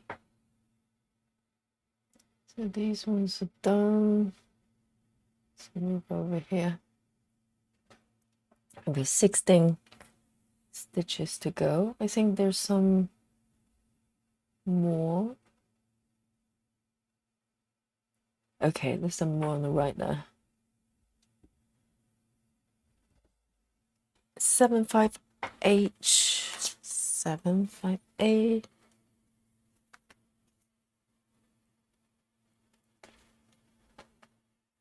I'm gonna have to top this up. So with max colors, a lot of times that's all the amount you need for an entire piece. That happens a lot. I think that's why I put so few strands over here. Even though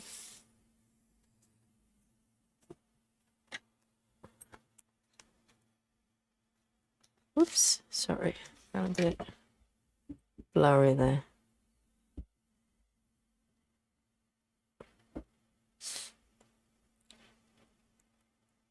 That's what happens when you stitch max colors. It's just tiny bit of the thread for each color a lot of times. Right, where am I?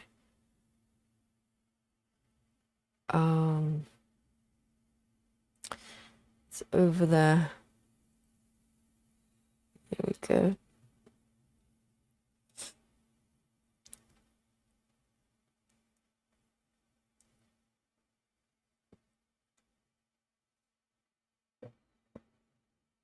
So with the gridded fabric, I think it's important to define the starting point of a block, because you can either make it the start of the block, which is what I do normally with, where the gray row of stitch is, but you can also make it a last stitch. So as long as you're consistent, but sometimes I do get it mixed up sometimes.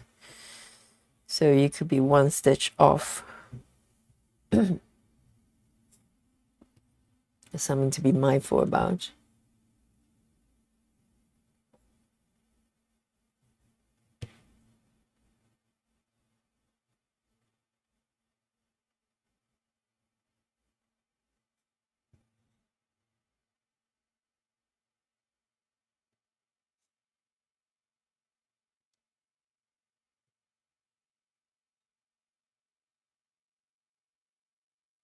One, two, three.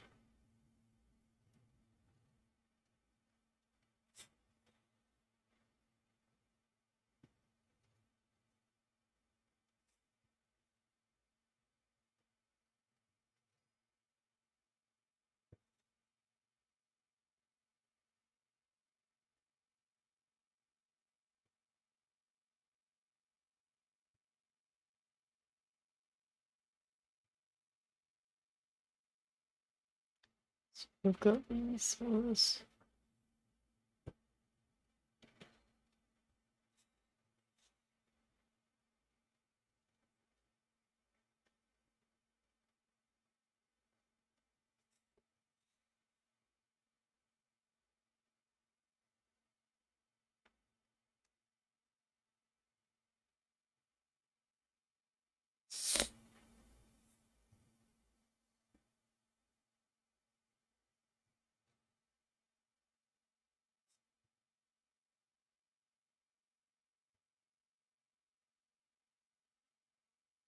And down.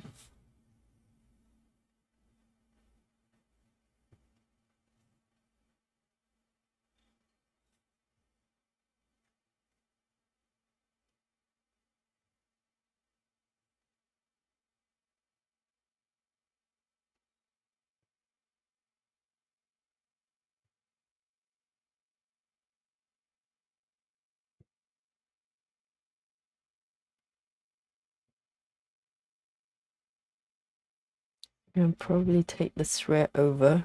It's just about 3 stitches. I can just about kind of okay with it. Let me see. I think I come out.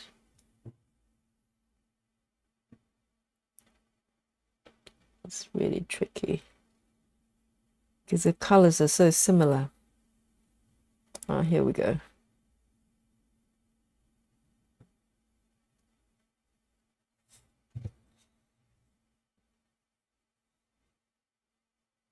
Mm. 1, 2, 3, 4.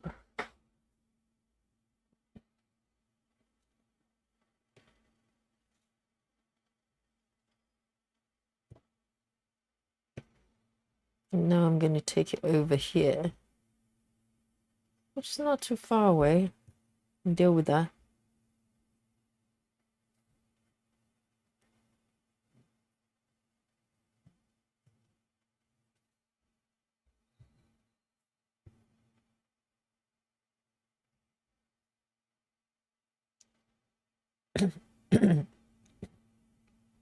Excuse me.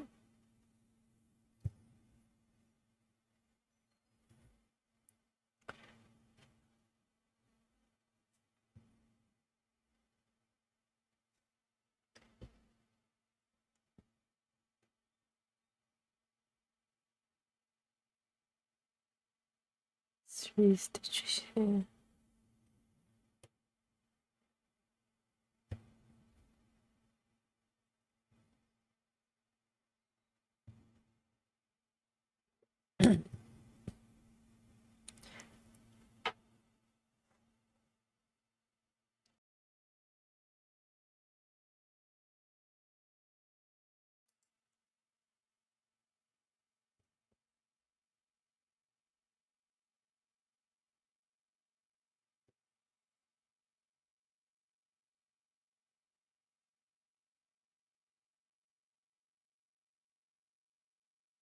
Right, so I may need to end thread here. Let me see, let me just mark these ones. I've got 3 more over there. But it's, yeah, it's too far away for me to move over, I think. That's nearly 10 stitches. So I'm going to actually end my thread here.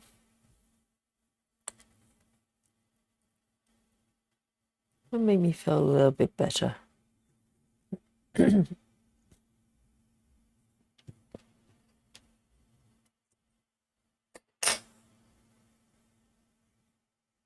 then there's 3 more on the side there.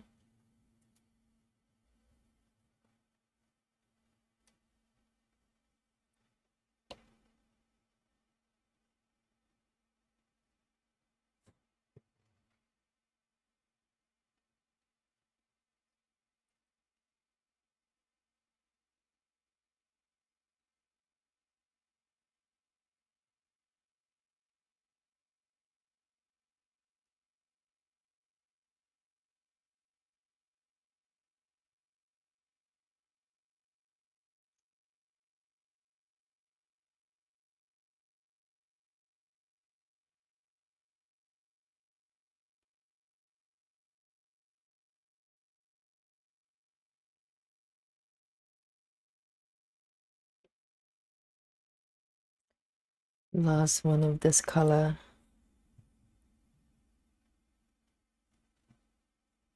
I'm getting more and more daring because when I first started this method, I started with 1 block, 10 by 10. Now I'm stitching in the 15 block area, or 12 rather. I can't count.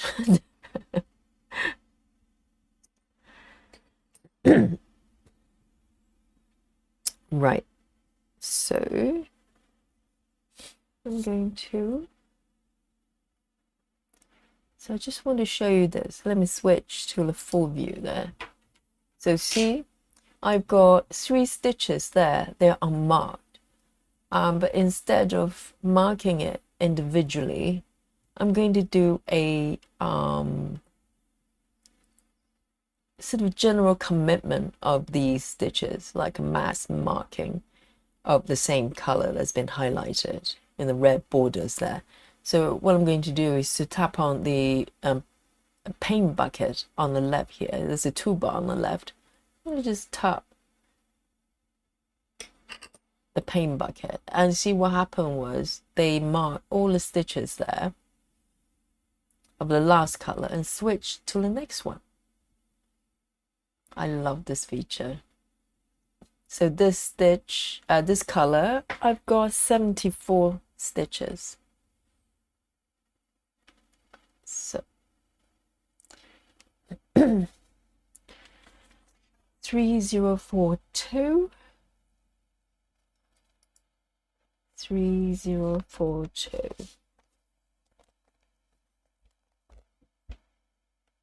Zoom out a little bit there, so that you know what areas I'm working on that. 3042.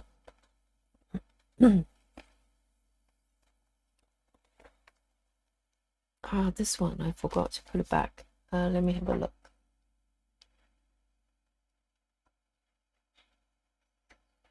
So 758.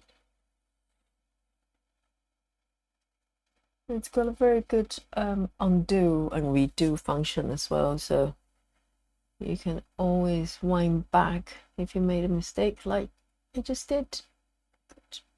3042.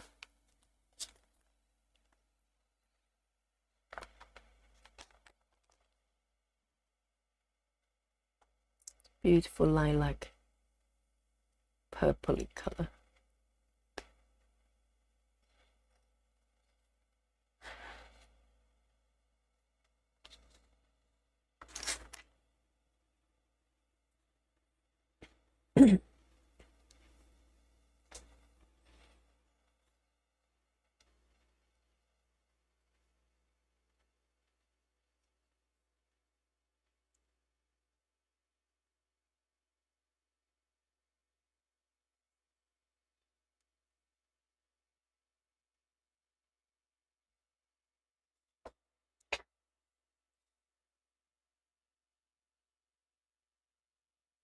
And so this will mostly go around the upper right side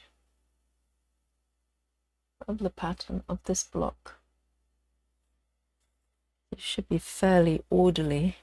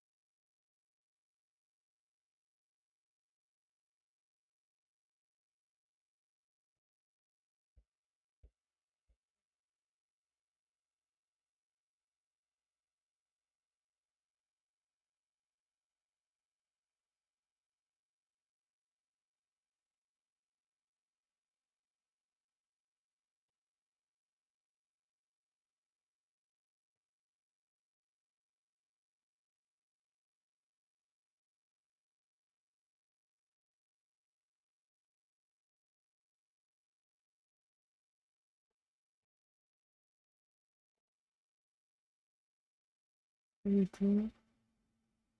Next one.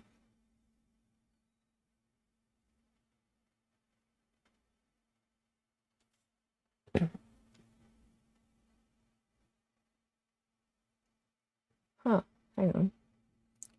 Why does it look different?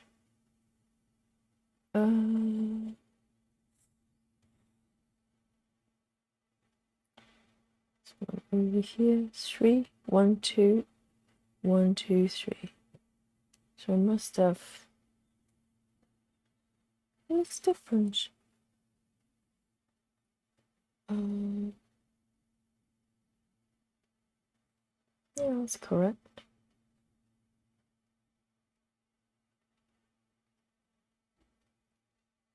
I may have.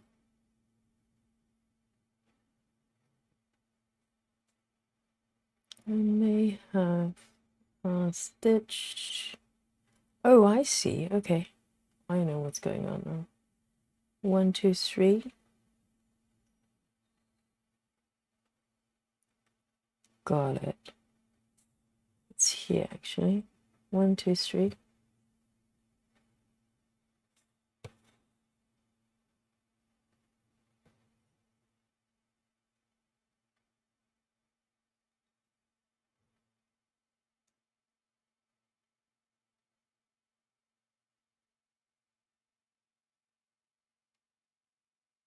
I think there's one feature that's quite nice with Pattern Keeper is that you select the stitches you're about to stitch before you commit, because even though all the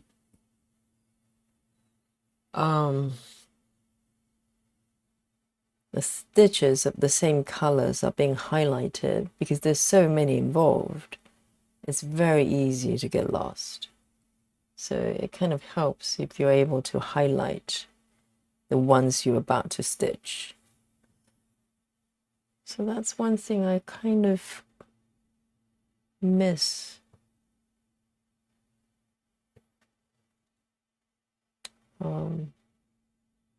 Pattern Keeper. So I think I know what's going on here. I've got one stitch off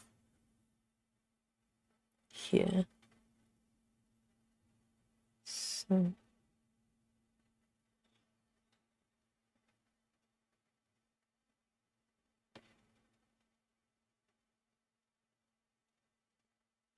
yeah, I just need to stitch one.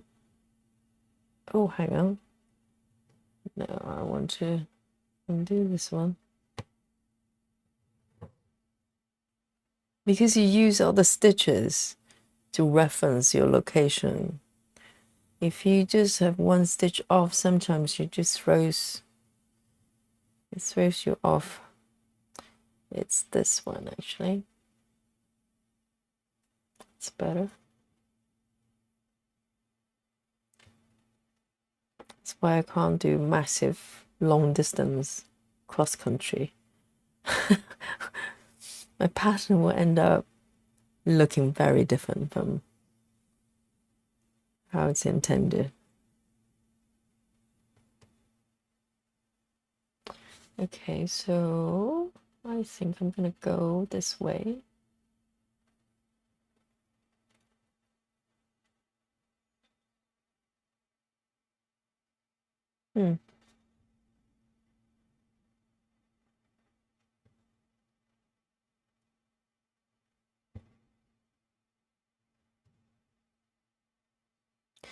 So with this app, I felt that it's actually designed to it's the whole functionality is there to support this type of stitching, meaning that it's kind of color complete. You roll from one color to the other. As far as I can see, I could be wrong because I'm quite new for this app. It's not really designed for stitching methods that involves a lot of parking and color switches constantly. So for instance, if you stitch row by row, for whatever reason,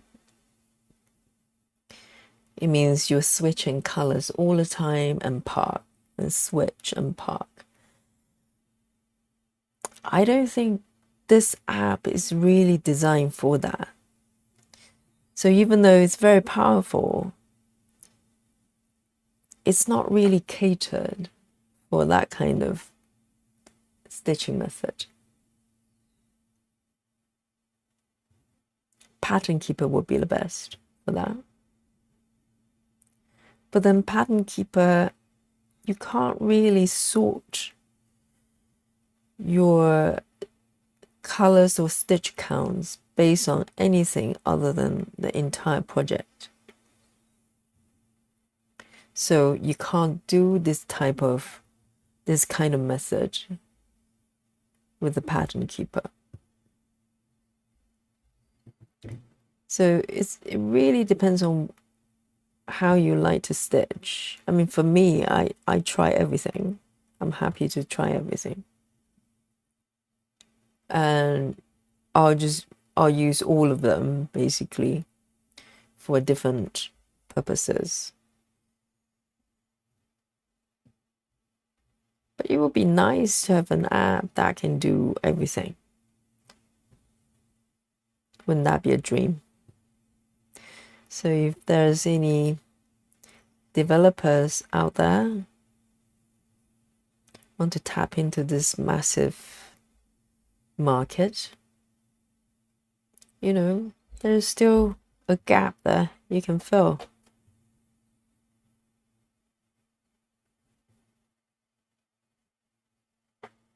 So every app has got its strengths and weaknesses.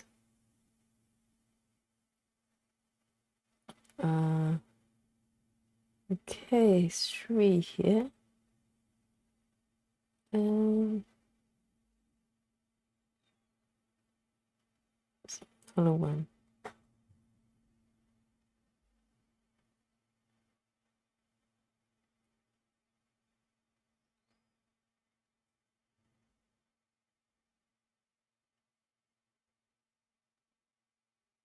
One more.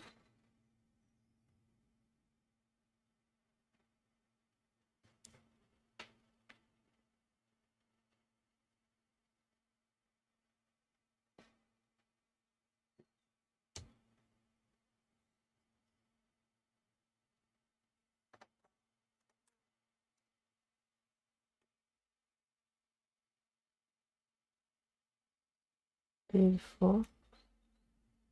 I'm going to take it. Let me see. I'll probably take it down. I haven't got that much thread left. Just take it down here and take it to the left.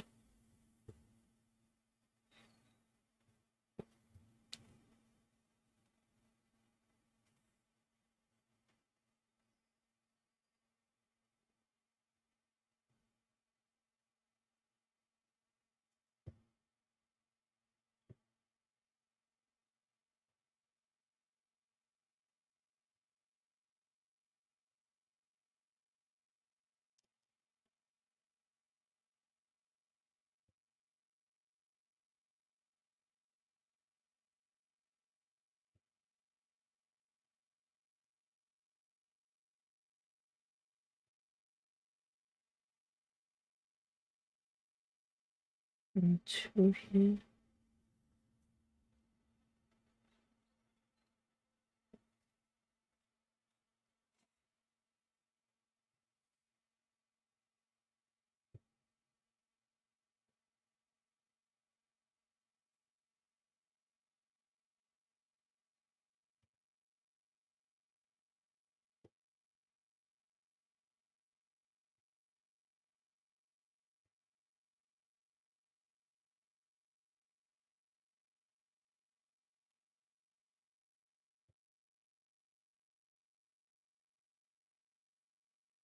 Taking shape.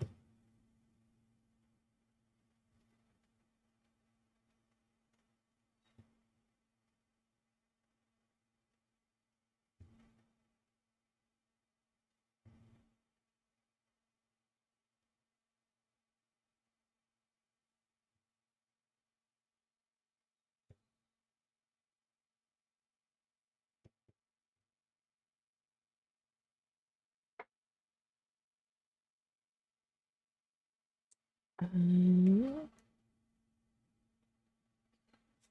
dear.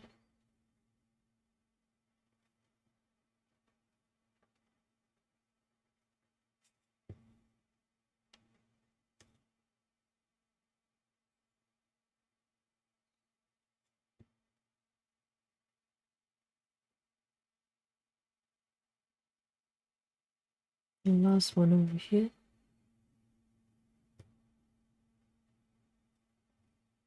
I'm going to end my thread here. It's getting very short.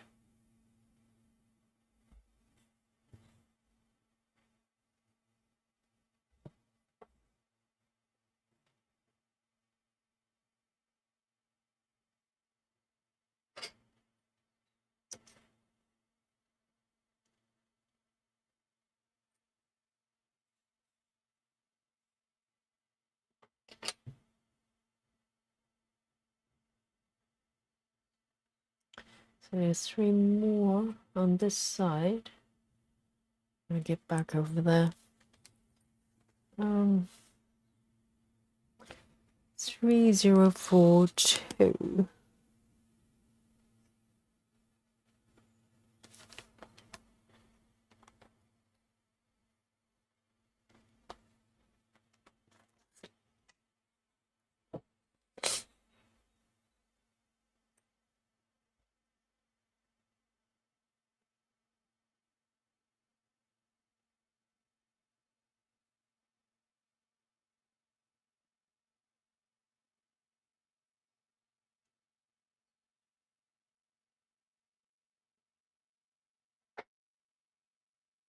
So just make sure I find a starting point. It's so easy to get lost. Because some parts look very similar. I think I've got it here.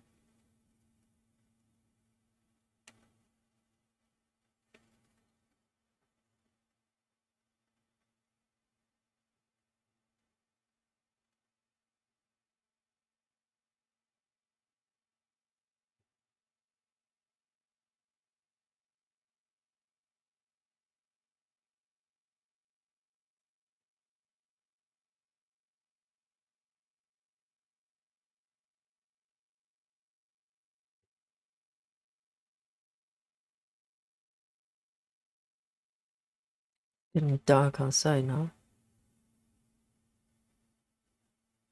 So let me see. Got these 2.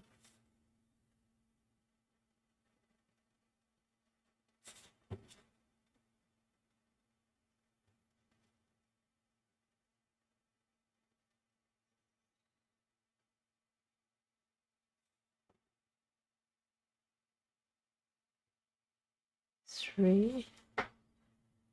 I'm going to take it down.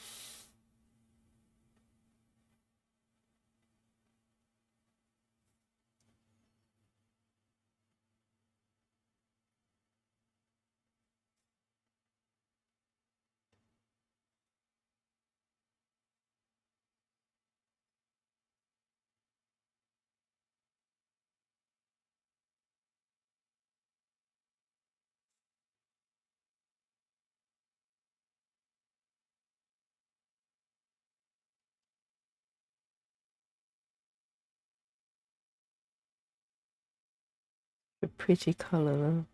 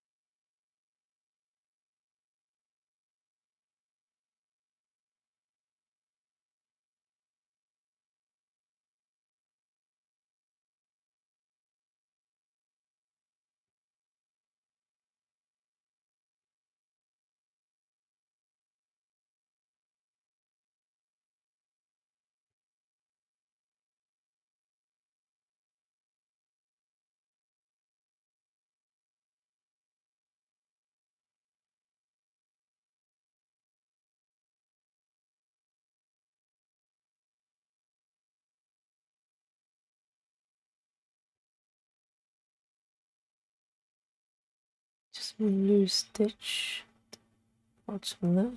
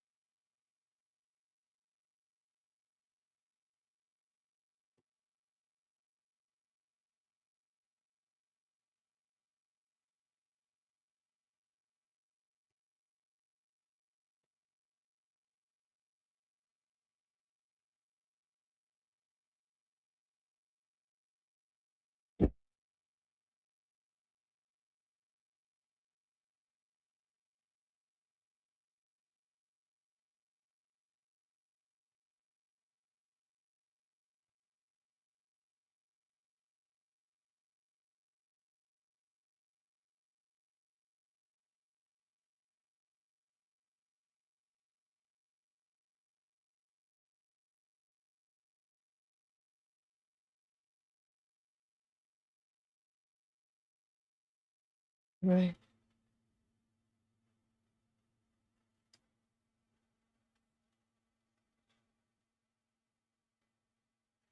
It's weird because normally if I stitch so many stitches or this number of stitches the same color, I get bored.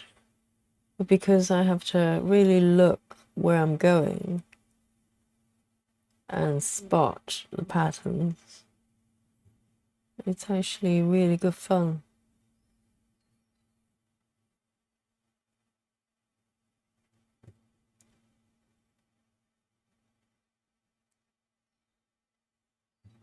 Basically, I don't like my life easy. That's it. That stitch wasn't pretty, the one I just did.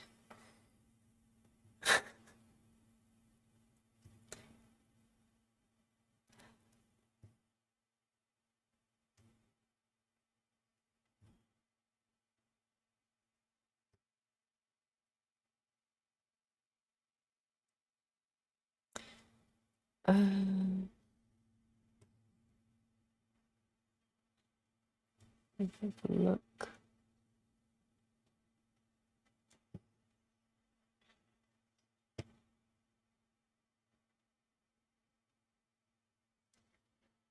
These ones are done. Sip on my coffee.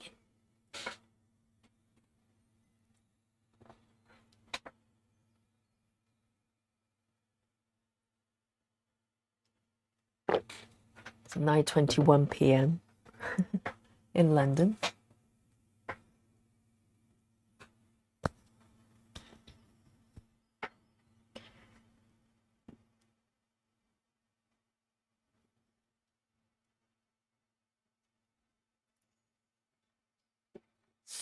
I think coffee is not too bad for me in terms of, keeping me awake if I drink it too late. But for some reason, I'm probably more sensitive to green tea, even though both are caffeine. I don't know, maybe there's something else that's going on with green tea. It's very energizing. So perhaps not the best drink after dark, even though sometimes I do have a cup of green tea in the evening.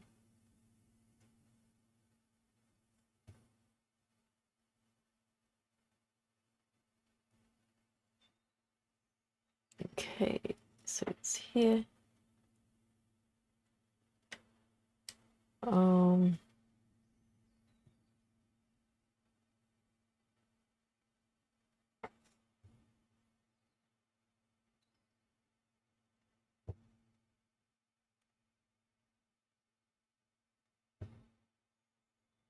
So for 25 counts, when you have sort of spaces kind of quite tight here, you know, between stitches, it's not too bad. You can still put your needle through.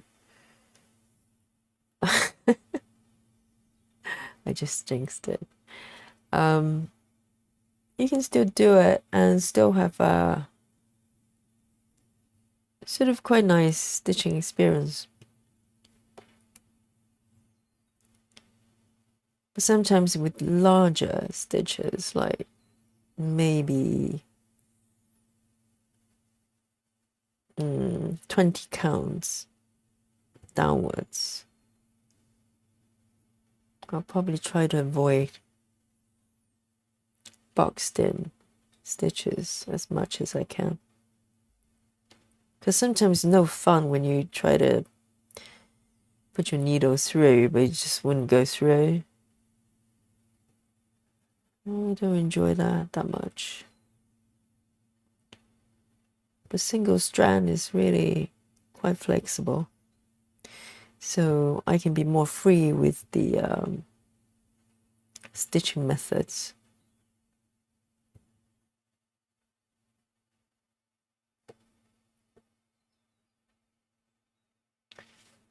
Good.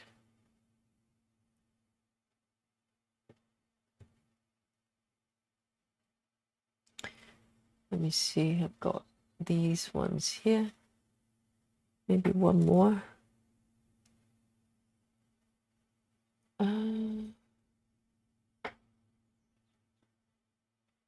I gone over? I probably have gone over.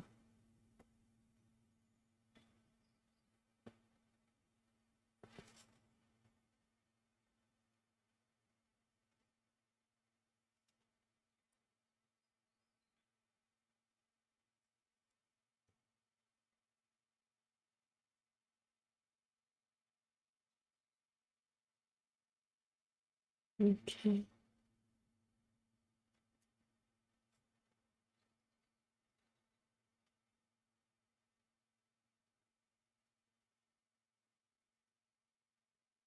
And then one more down here.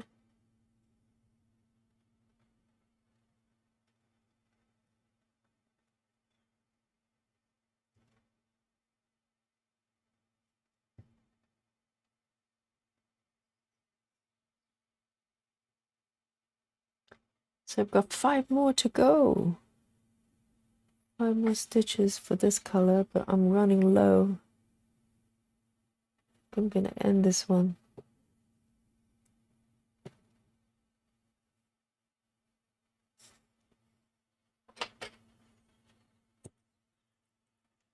Right. I've got 3 more. 4 to the left there.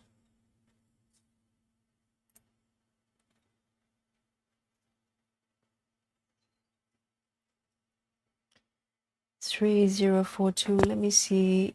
I suspect I've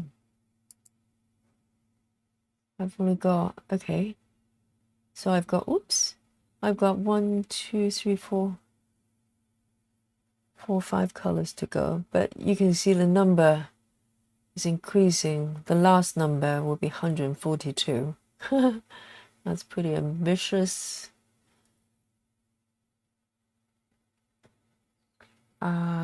3042. Let's have a look.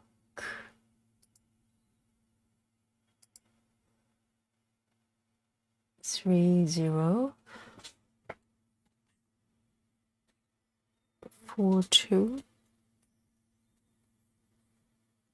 Maybe I'll do one more color after this, see how it goes.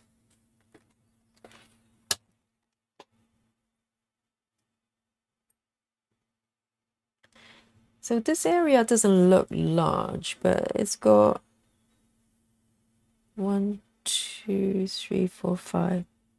Yeah, 15 blocks. I was right. For a moment I thought I got the math wrong. It's not my forte, as you can see, counting the math.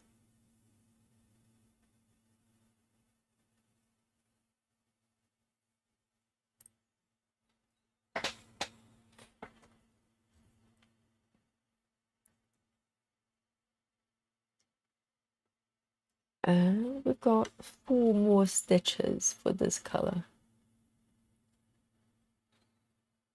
So I've got it over here.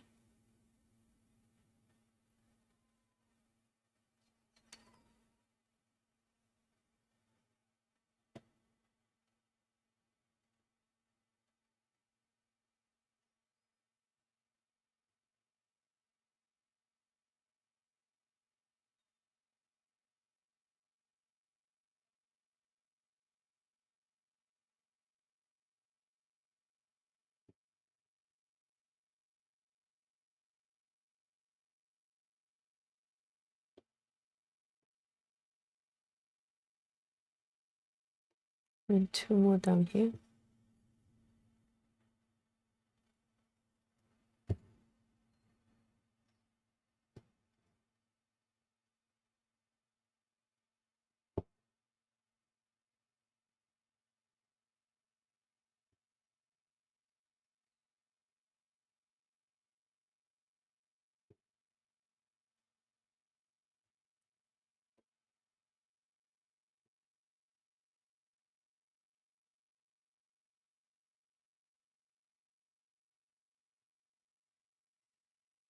Let's see.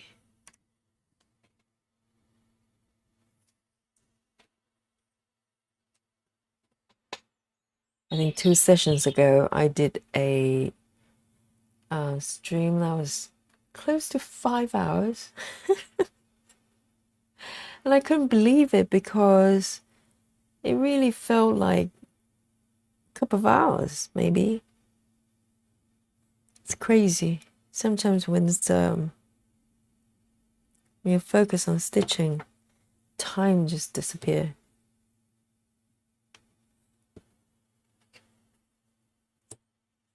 So I've just finished that, ended that thread because I'm going to take it over for the last loose stitch on the left there. And it's too far for me to carry over. I technically could, but I don't want to. So it's, let me just double check. I have a feeling it's over here.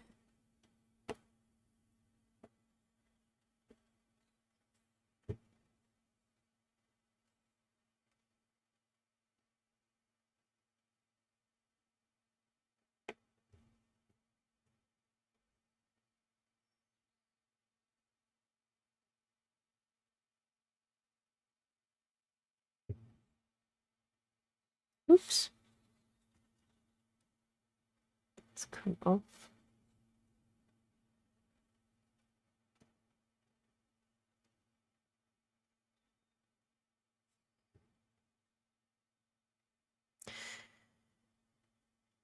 Technically, you could do,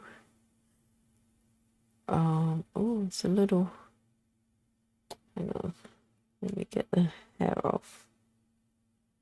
Technically, you could do a single kind of loop stitch with a single thread, but I find it's not really necessary because it doesn't really need to, you don't need to do that to secure a thread when it comes to 25 count, because it's so snuggly. The stitches kind of just cling to each other. So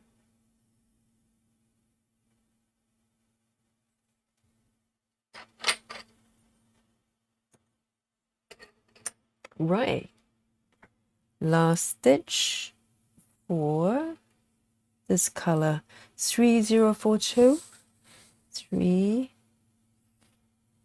3042. Let me pop it back. Oh, I do have one over there. Curious. 4 3042. Let me just put this thread back.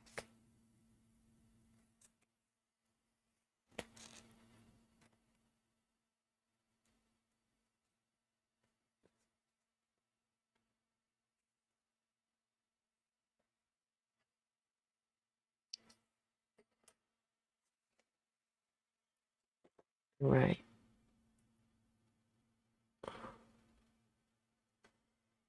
DMC snacks a lot today. I don't know why.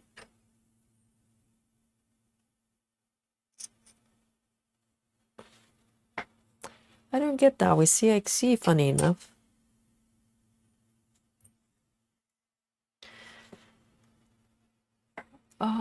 Right. Next color will be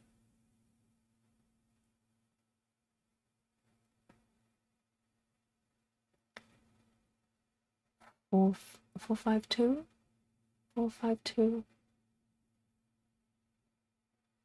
88 stitches. Wow. 452. Let's see how far we can go with this one. 452.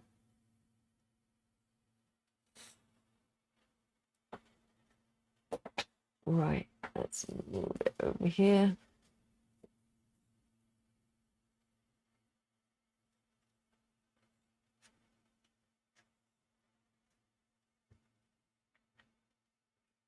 Where should I start? Let me start here.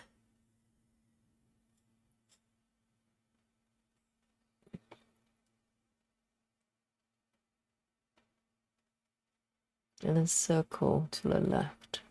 I think that would be my strategy. Let me just make sure I'm in the right spot.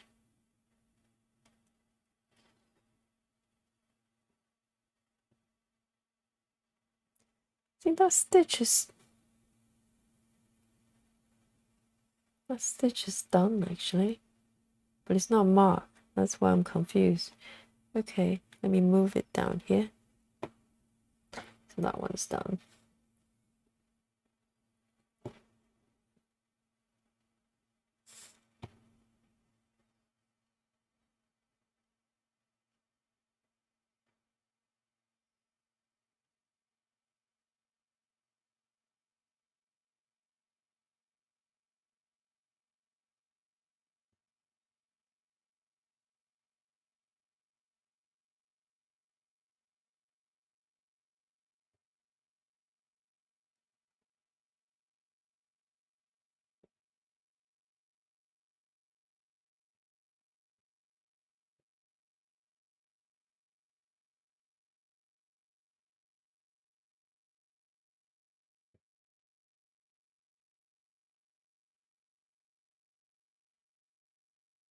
I'm gonna just take it down to the left here.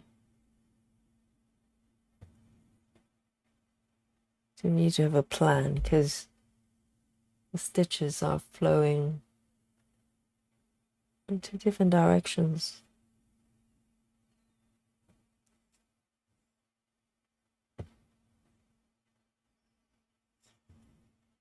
Over here.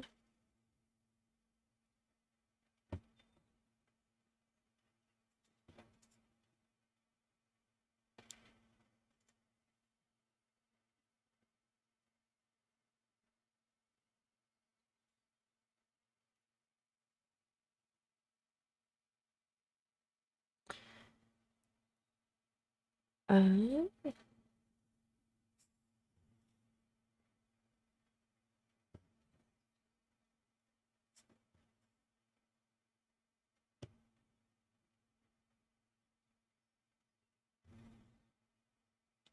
trying to think.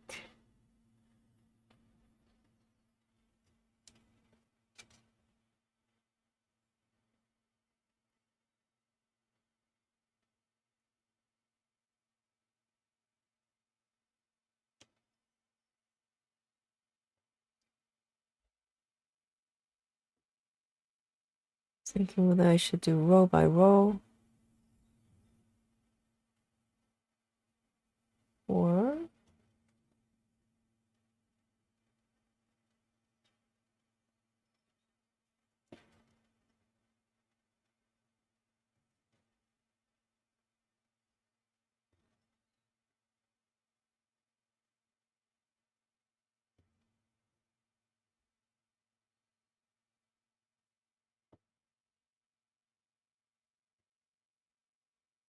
think I'm going to do row by row. It's tidier.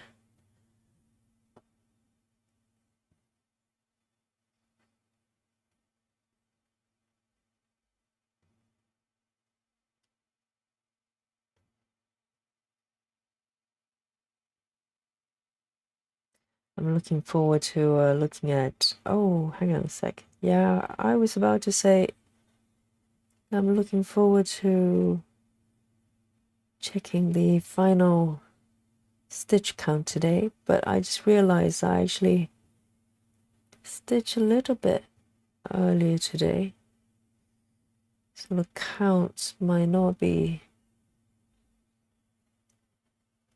based on this session, because the app does have a function that you could kind of set up a almost like a timer within a certain period, but I forgot to start a new session, so never mind. But I think today is pretty productive,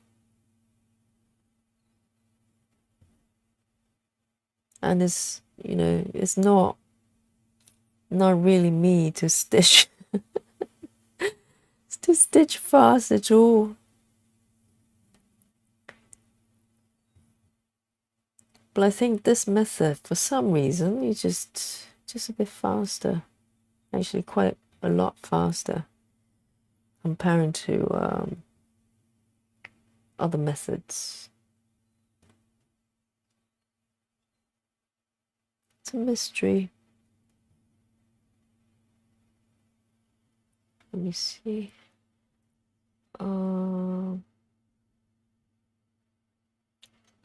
That one is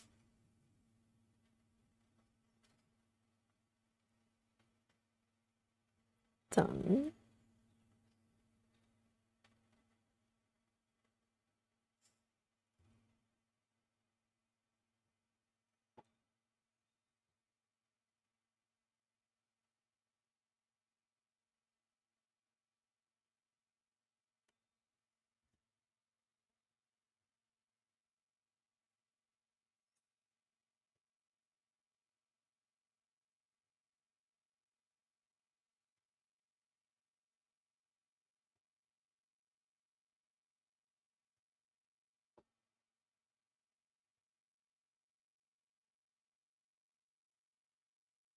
I'm going to mark as I go here.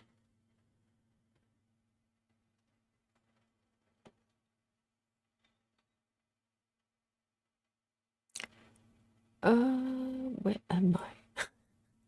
Oh yes, okay. It's a bit shocking when there's so many stitches of the same color. You can just not used to it, because by default is confetti. That's the general stitching experience here.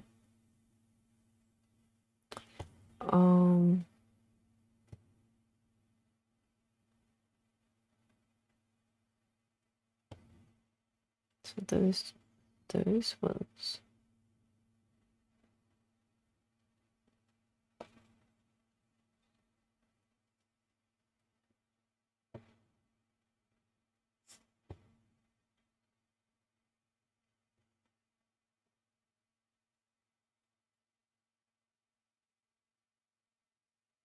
I think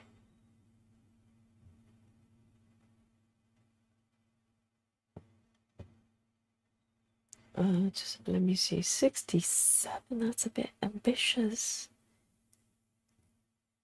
I'd like to be able to finish this color before I wrap up today. But 67, oh, that's not too bad. 67 is like half a block, isn't it? Because one block is 100. So it might not be so ambitious. It might be okay. And the weird thing is, I'm getting hungry. Because I had a light meal before I started, and I thought I was sorted. I think stitching makes you hungry. It requires so much concentration and brain power, all that pattern spotting. I bet it burns calories. It's a great exercise, actually.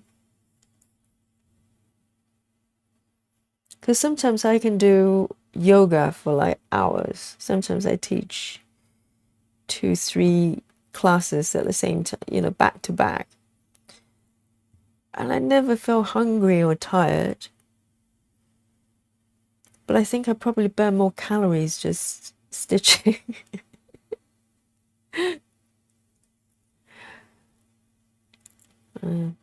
Maybe I can do some kind of experiment, some sort of device that I can monitor my calorie consumption.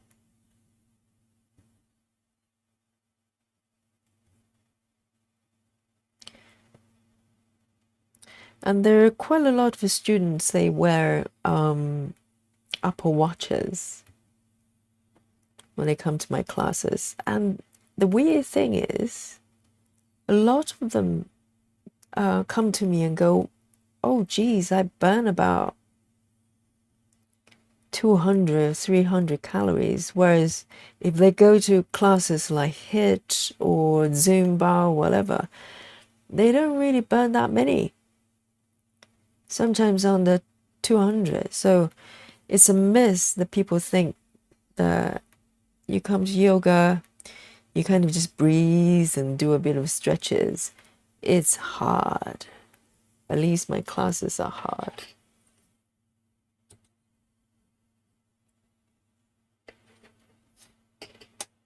And a lot of people don't know that yoga actually involves a lot of cardio. Get your heart pumping really fast. And also there's a lot of balancing you have to do as well. And it's no joke. It's no joke.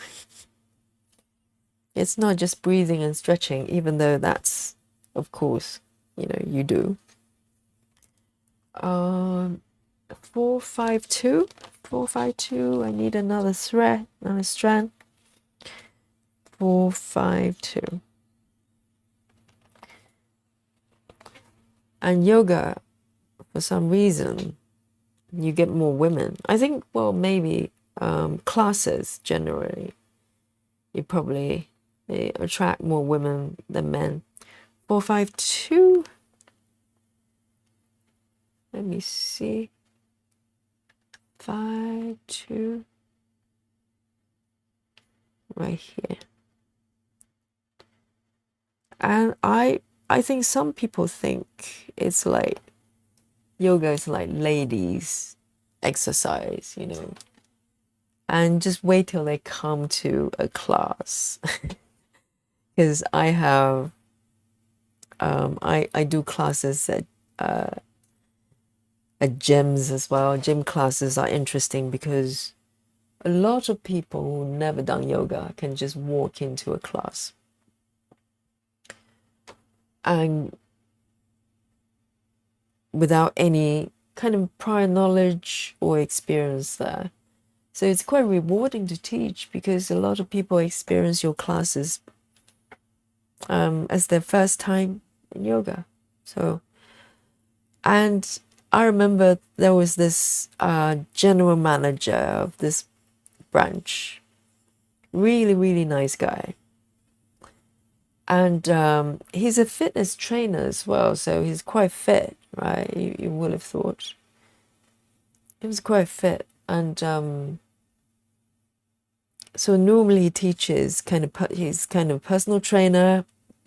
He teaches classes like, I don't know, body pump or something with weights and stuff like that. And then one day he decided to come to my class.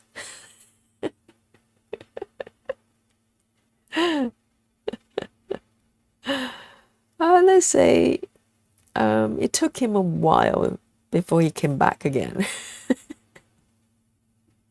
I think they tend to underestimate the kind of strength and fitness you need. I mean, the the practice itself, you can adjust it. That's the beauty of it. It's not just brute force. You just jump and hop and roll and whatever. No, you can adjust it. I mean, at least good teachers, I like to think, they give you options, so you make it work for your body. So there's a lot of judgment calls you have to make as a practitioner to decide how far you want to take it. And if you push too high, you'll know about it and you learn from that. So it's about knowing when to challenge yourself and when not to, when to rein back. And it's a life lesson as well, isn't it? Sometimes we charge forward thinking that more is better, but it's not. More is not always better. So this guy, I think it was pretty sore, probably for the following few days, but I think he enjoyed it. He just didn't expect it to be so hard. I think if you're used to maybe HIIT type of classes, it's a lot of conditionings and strengths, that kind of. It's a great exercise. I go from time to time. But yoga is a different thing because there's a battle. I wouldn't say battle, but there's you essentially get to face yourself. It's a dialogue with yourself, and you need to have that dialogue going in order to know how far you want to take it. And it's not a familiar thing for most people to do. With most fitness exercise we do, we go to a class, we just copy what teachers want us to do. Instructors, they go 3 push-ups or ganos, jumping jack, or whatever it is, or lift this weight, move your arms this way. So we're used to think about physical exercise as a form that you get your body to do. We're thinking about external form. Your arms are here, legs are over there, and you do how many reps. So it's great. There's nothing fundamentally wrong with that.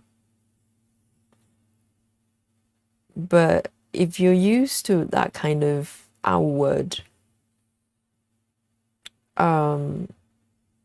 projection with your body, eventually you might injure yourself, because while you're trying to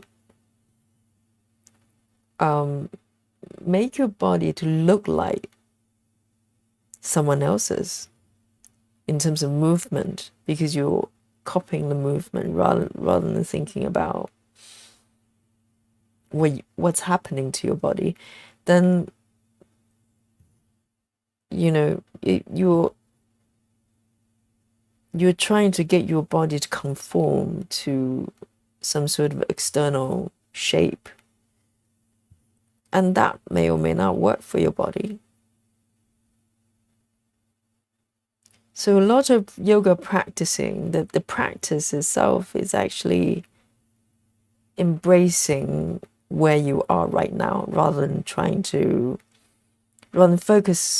focusing on where you want to be. And that's the toughest lesson, because You know, if we go to a exercise class, doesn't matter, it's yoga or whatever it is, well, by default we want to get stronger. That's kind of the goal. We want to be able to do more. And there's nothing wrong with that. But I think the value of yoga practice is it's kind of surrendering to where you are right now. Be okay with it. Be okay with it. And then you can move forward. Because once you're okay with where you are right now, then, you know, you have more space to move forward rather than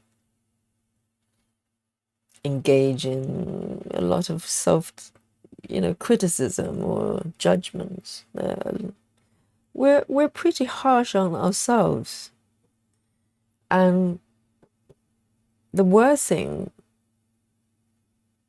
that we could do, well, we experience very often is not what other people say about us, is what we say to ourselves.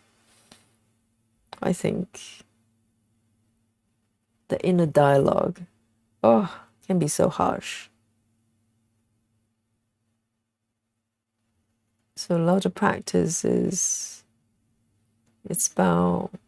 being able to kind of notice that's what we're doing and turn that off, or at least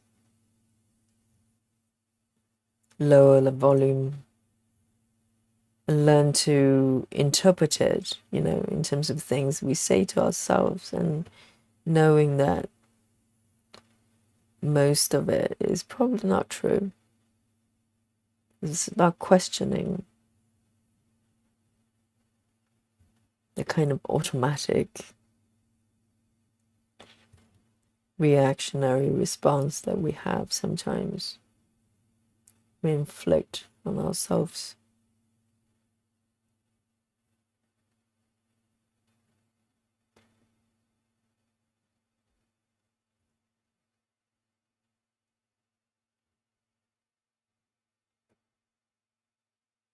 And when your mind is freed of that kind of, almost pathological process, then, you're more free, more space, literally capacity to do something else, to use your mind for things that are more productive and things that make you happier.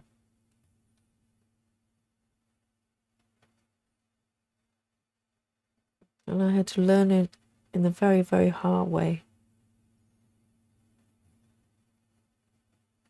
So I'm definitely in no position to judge anyone.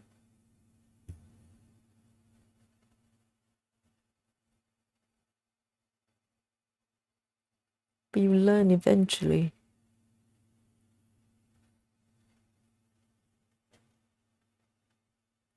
Okay, this bit is done.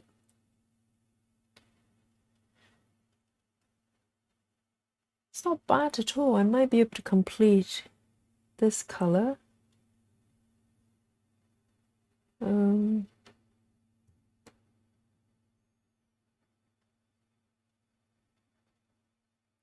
Let me just end this thread here.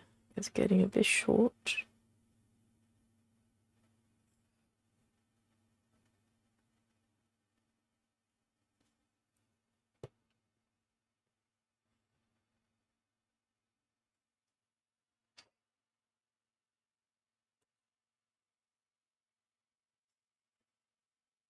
Another strand.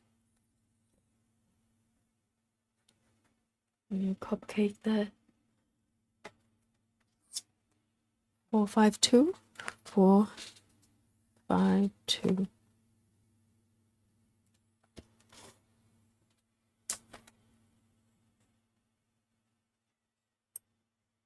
Oh, hello, Dolly. Finally. My cat, Dolly, has come here to say hello at last. Normally she would pop up as soon as I start streaming. She knows.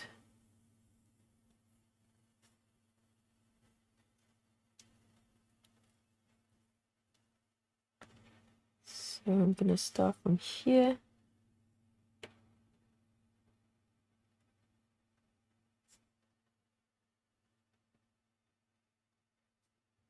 I remember when I first started teaching, oh my, I beat myself up every day. Just thinking I could have done better, or I could have said this, or not say that, or maybe the students hate me, you know, or they didn't look like they enjoyed themselves. A lot of self-inflicted pain. And maybe, you know, it doesn't mean that it was totally untrue. Maybe, you know, I'm pretty sure there were a lot of things that I did maybe could be improved. Absolutely.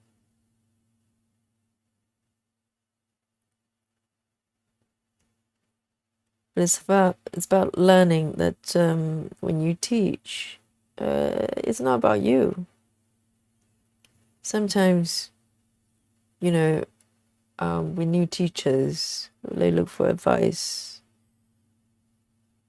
I tend to remind them that it's not about you.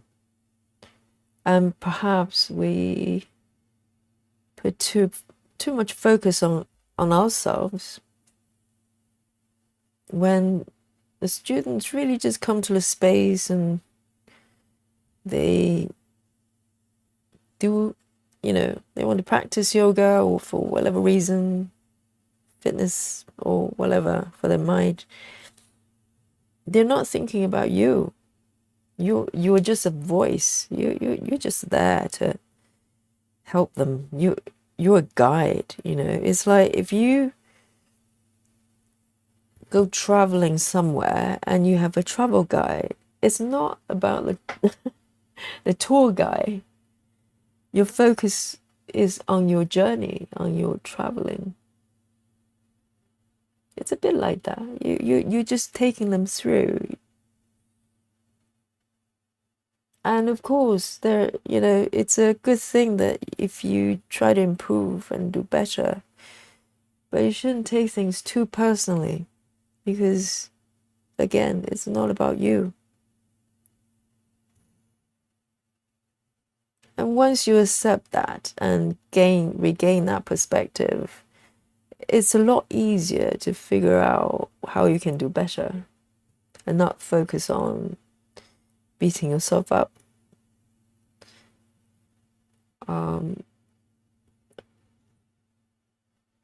I think, for instance, you know, particularly with newer teachers, one of the things they go, well, I run out of things to say. I don't know what to say.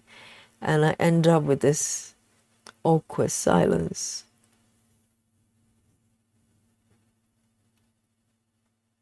So I think a lot of times it makes things so much worse because the more you notice that there is silence you have to desperately fill, the more you struggle to come up with anything meaningful to say. And I've been through that as well, for sure. You feel like you have to say meaningful things all the time in order to come across as a competent teacher. The more you think like that, the more struggle you get yourself into. And even if you come up with something to say, it's going to probably come out I don't know, it probably come out a little bit forced or superficial because you were saying things just to fill the space, if that makes sense. And I think people listening can feel the difference, whether it's heartfelt or you're just trying to fill the space so you don't have that awkward silence.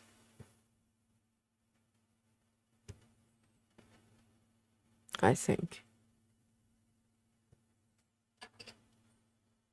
I'm going to end this bit and take it over to the other side. Hello, Dolly. What can I do for you? Do you want supper?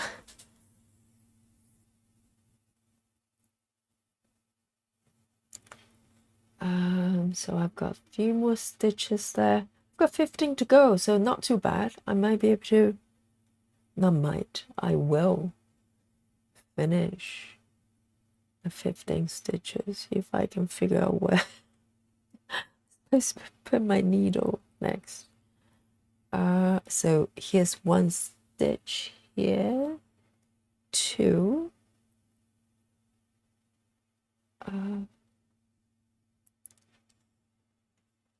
Let me have a look.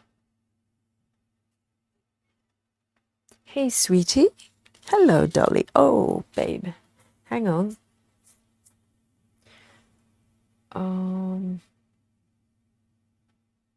It's here. I think it might be a little bit off. These ones. Right. So let me reorient myself. These ones are done. Got it. Now, Dolly's now playing with my toes.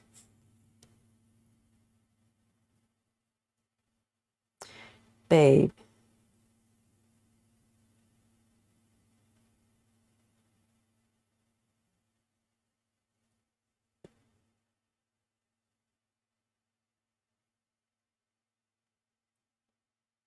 I got 3 here.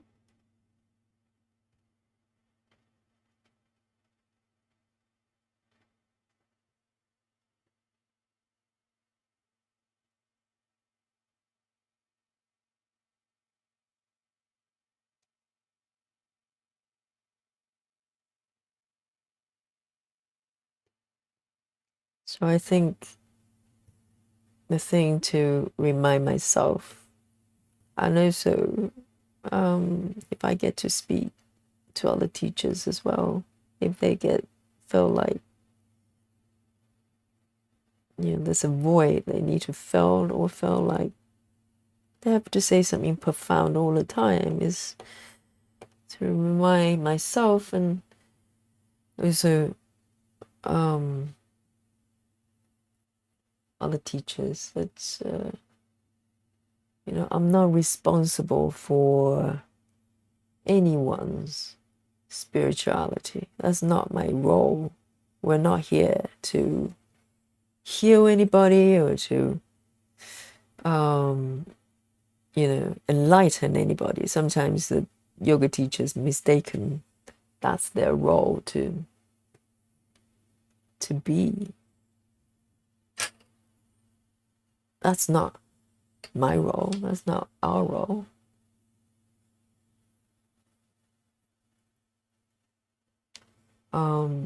If any kind of enlightenment or healing that happens, that's coming from the person practicing yoga. You cannot get somebody to do that. No, that's not. We don't have that power. That's not our responsibility. We're just a voice. Just a voice.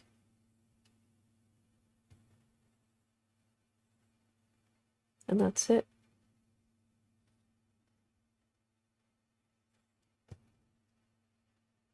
So once you realize,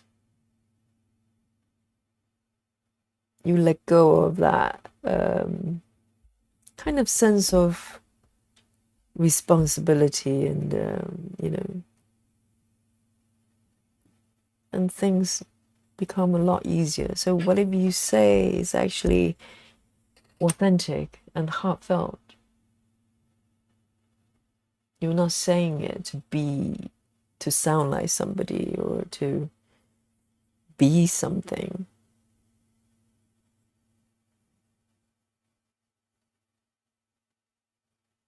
And you'll be all right.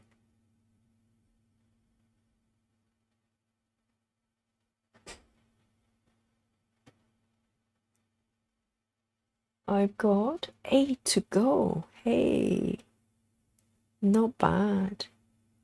It sounded like such a great numbers. I think it was 60 something for this color. But not bad at all.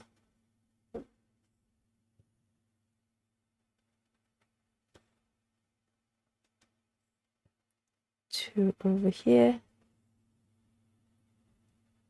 And 3. And I still have no idea what I'm stitching in this particular area. I love it, because I'll find out once the area is completed. And each defined area is a kind of a mini milestone, which is very encouraging, because some people stitch page by page, but actually even just single page takes a long time to do, and sometimes you just need that encouragement. Oh, hang on, I think I never mind. These 4 stitches should be 1 row down. Never mind, I'll just stitch over later on. So I'm going to actually stitch these ones. No one will notice. No one will notice.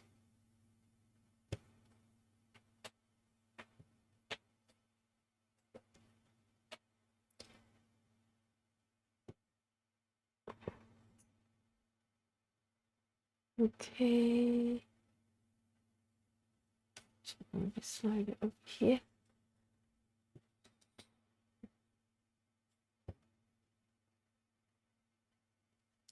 And one more. Why does it not have?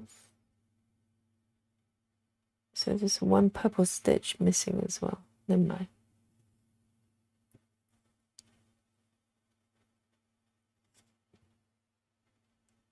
And sometimes when you make mistakes, even if you don't go back and fix it or stitch over it, in a way you're making your marks, because this piece will be uniquely you.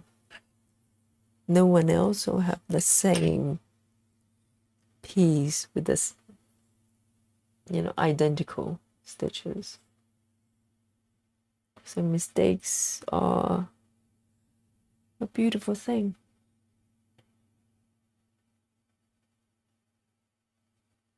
And stitch here.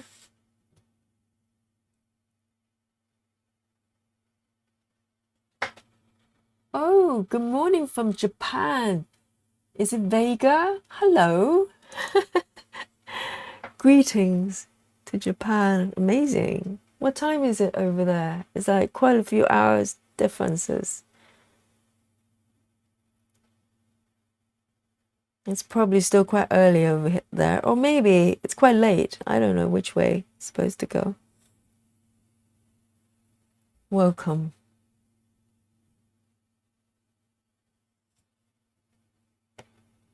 And last stitch. How beautiful is that? This one down here. I got so excited I actually carry it over maybe more than 3 stitches, but never mind. I'm going to just snip it off. It's beautiful. Yay. I can't wait to find out how many stitches I've done. Look, so this is what I've done today. Let me just unlock this. Why don't I switch to the full view so we can appreciate my handiwork today? So this is where I was. So with this piece, I started from top left, like normal person. Some pieces I start from the center. And then I'm working on this boxed in area. And it doesn't look like that much, but there are quite a few blocks involved. So I've done well. Let me just unlock that. And there's still a little bit to go, but I think, oh, let me just highlight that. Let me see this, look at the stat to see how many more to go. So I've got about 371 stitches to go. But today, so look, over 1,000. So this is a little bit deceiving. If you look at the upper right corner, it says 1,236. Okay, I have to take credit for some of them, but not all of them. I have not stitched this number. So it's a combination of, because I literally imported this pattern over just yesterday. You can see the date there. So I imported the pattern over here, but I had to fix some of the allocation of stitches, so it added quite a few there. But I suspect I probably managed probably about 300 to 400. Next time I'll remember to time it. So look at the total completion here, upper left, 12.47%, which is not bad at all, not bad at all. I'm happy with that. It seems quite a big chunk, but it's only 12% because the whole piece is this big. So very happy about my progress today. So let me just switch back to my piece here. It's so lovely, so cute. It's like stitching dreams, and you can see it's starting to form something, and I will not refer to the pattern to find out what it is. I want to find out as I stitch. So there you go. Today's session, I think I probably stitched for over 3 hours. It really flew by. It doesn't feel like this. It's very, very scary. So I want to thank you for joining me today. If you're watching live, you're special. And if you're watching the playback, I hope you enjoy stitching with me. And I hope to catch you for the next session. So, greeting and love from London. And I'll see you for the next session. Have a lovely evening. Nighty night. Bye.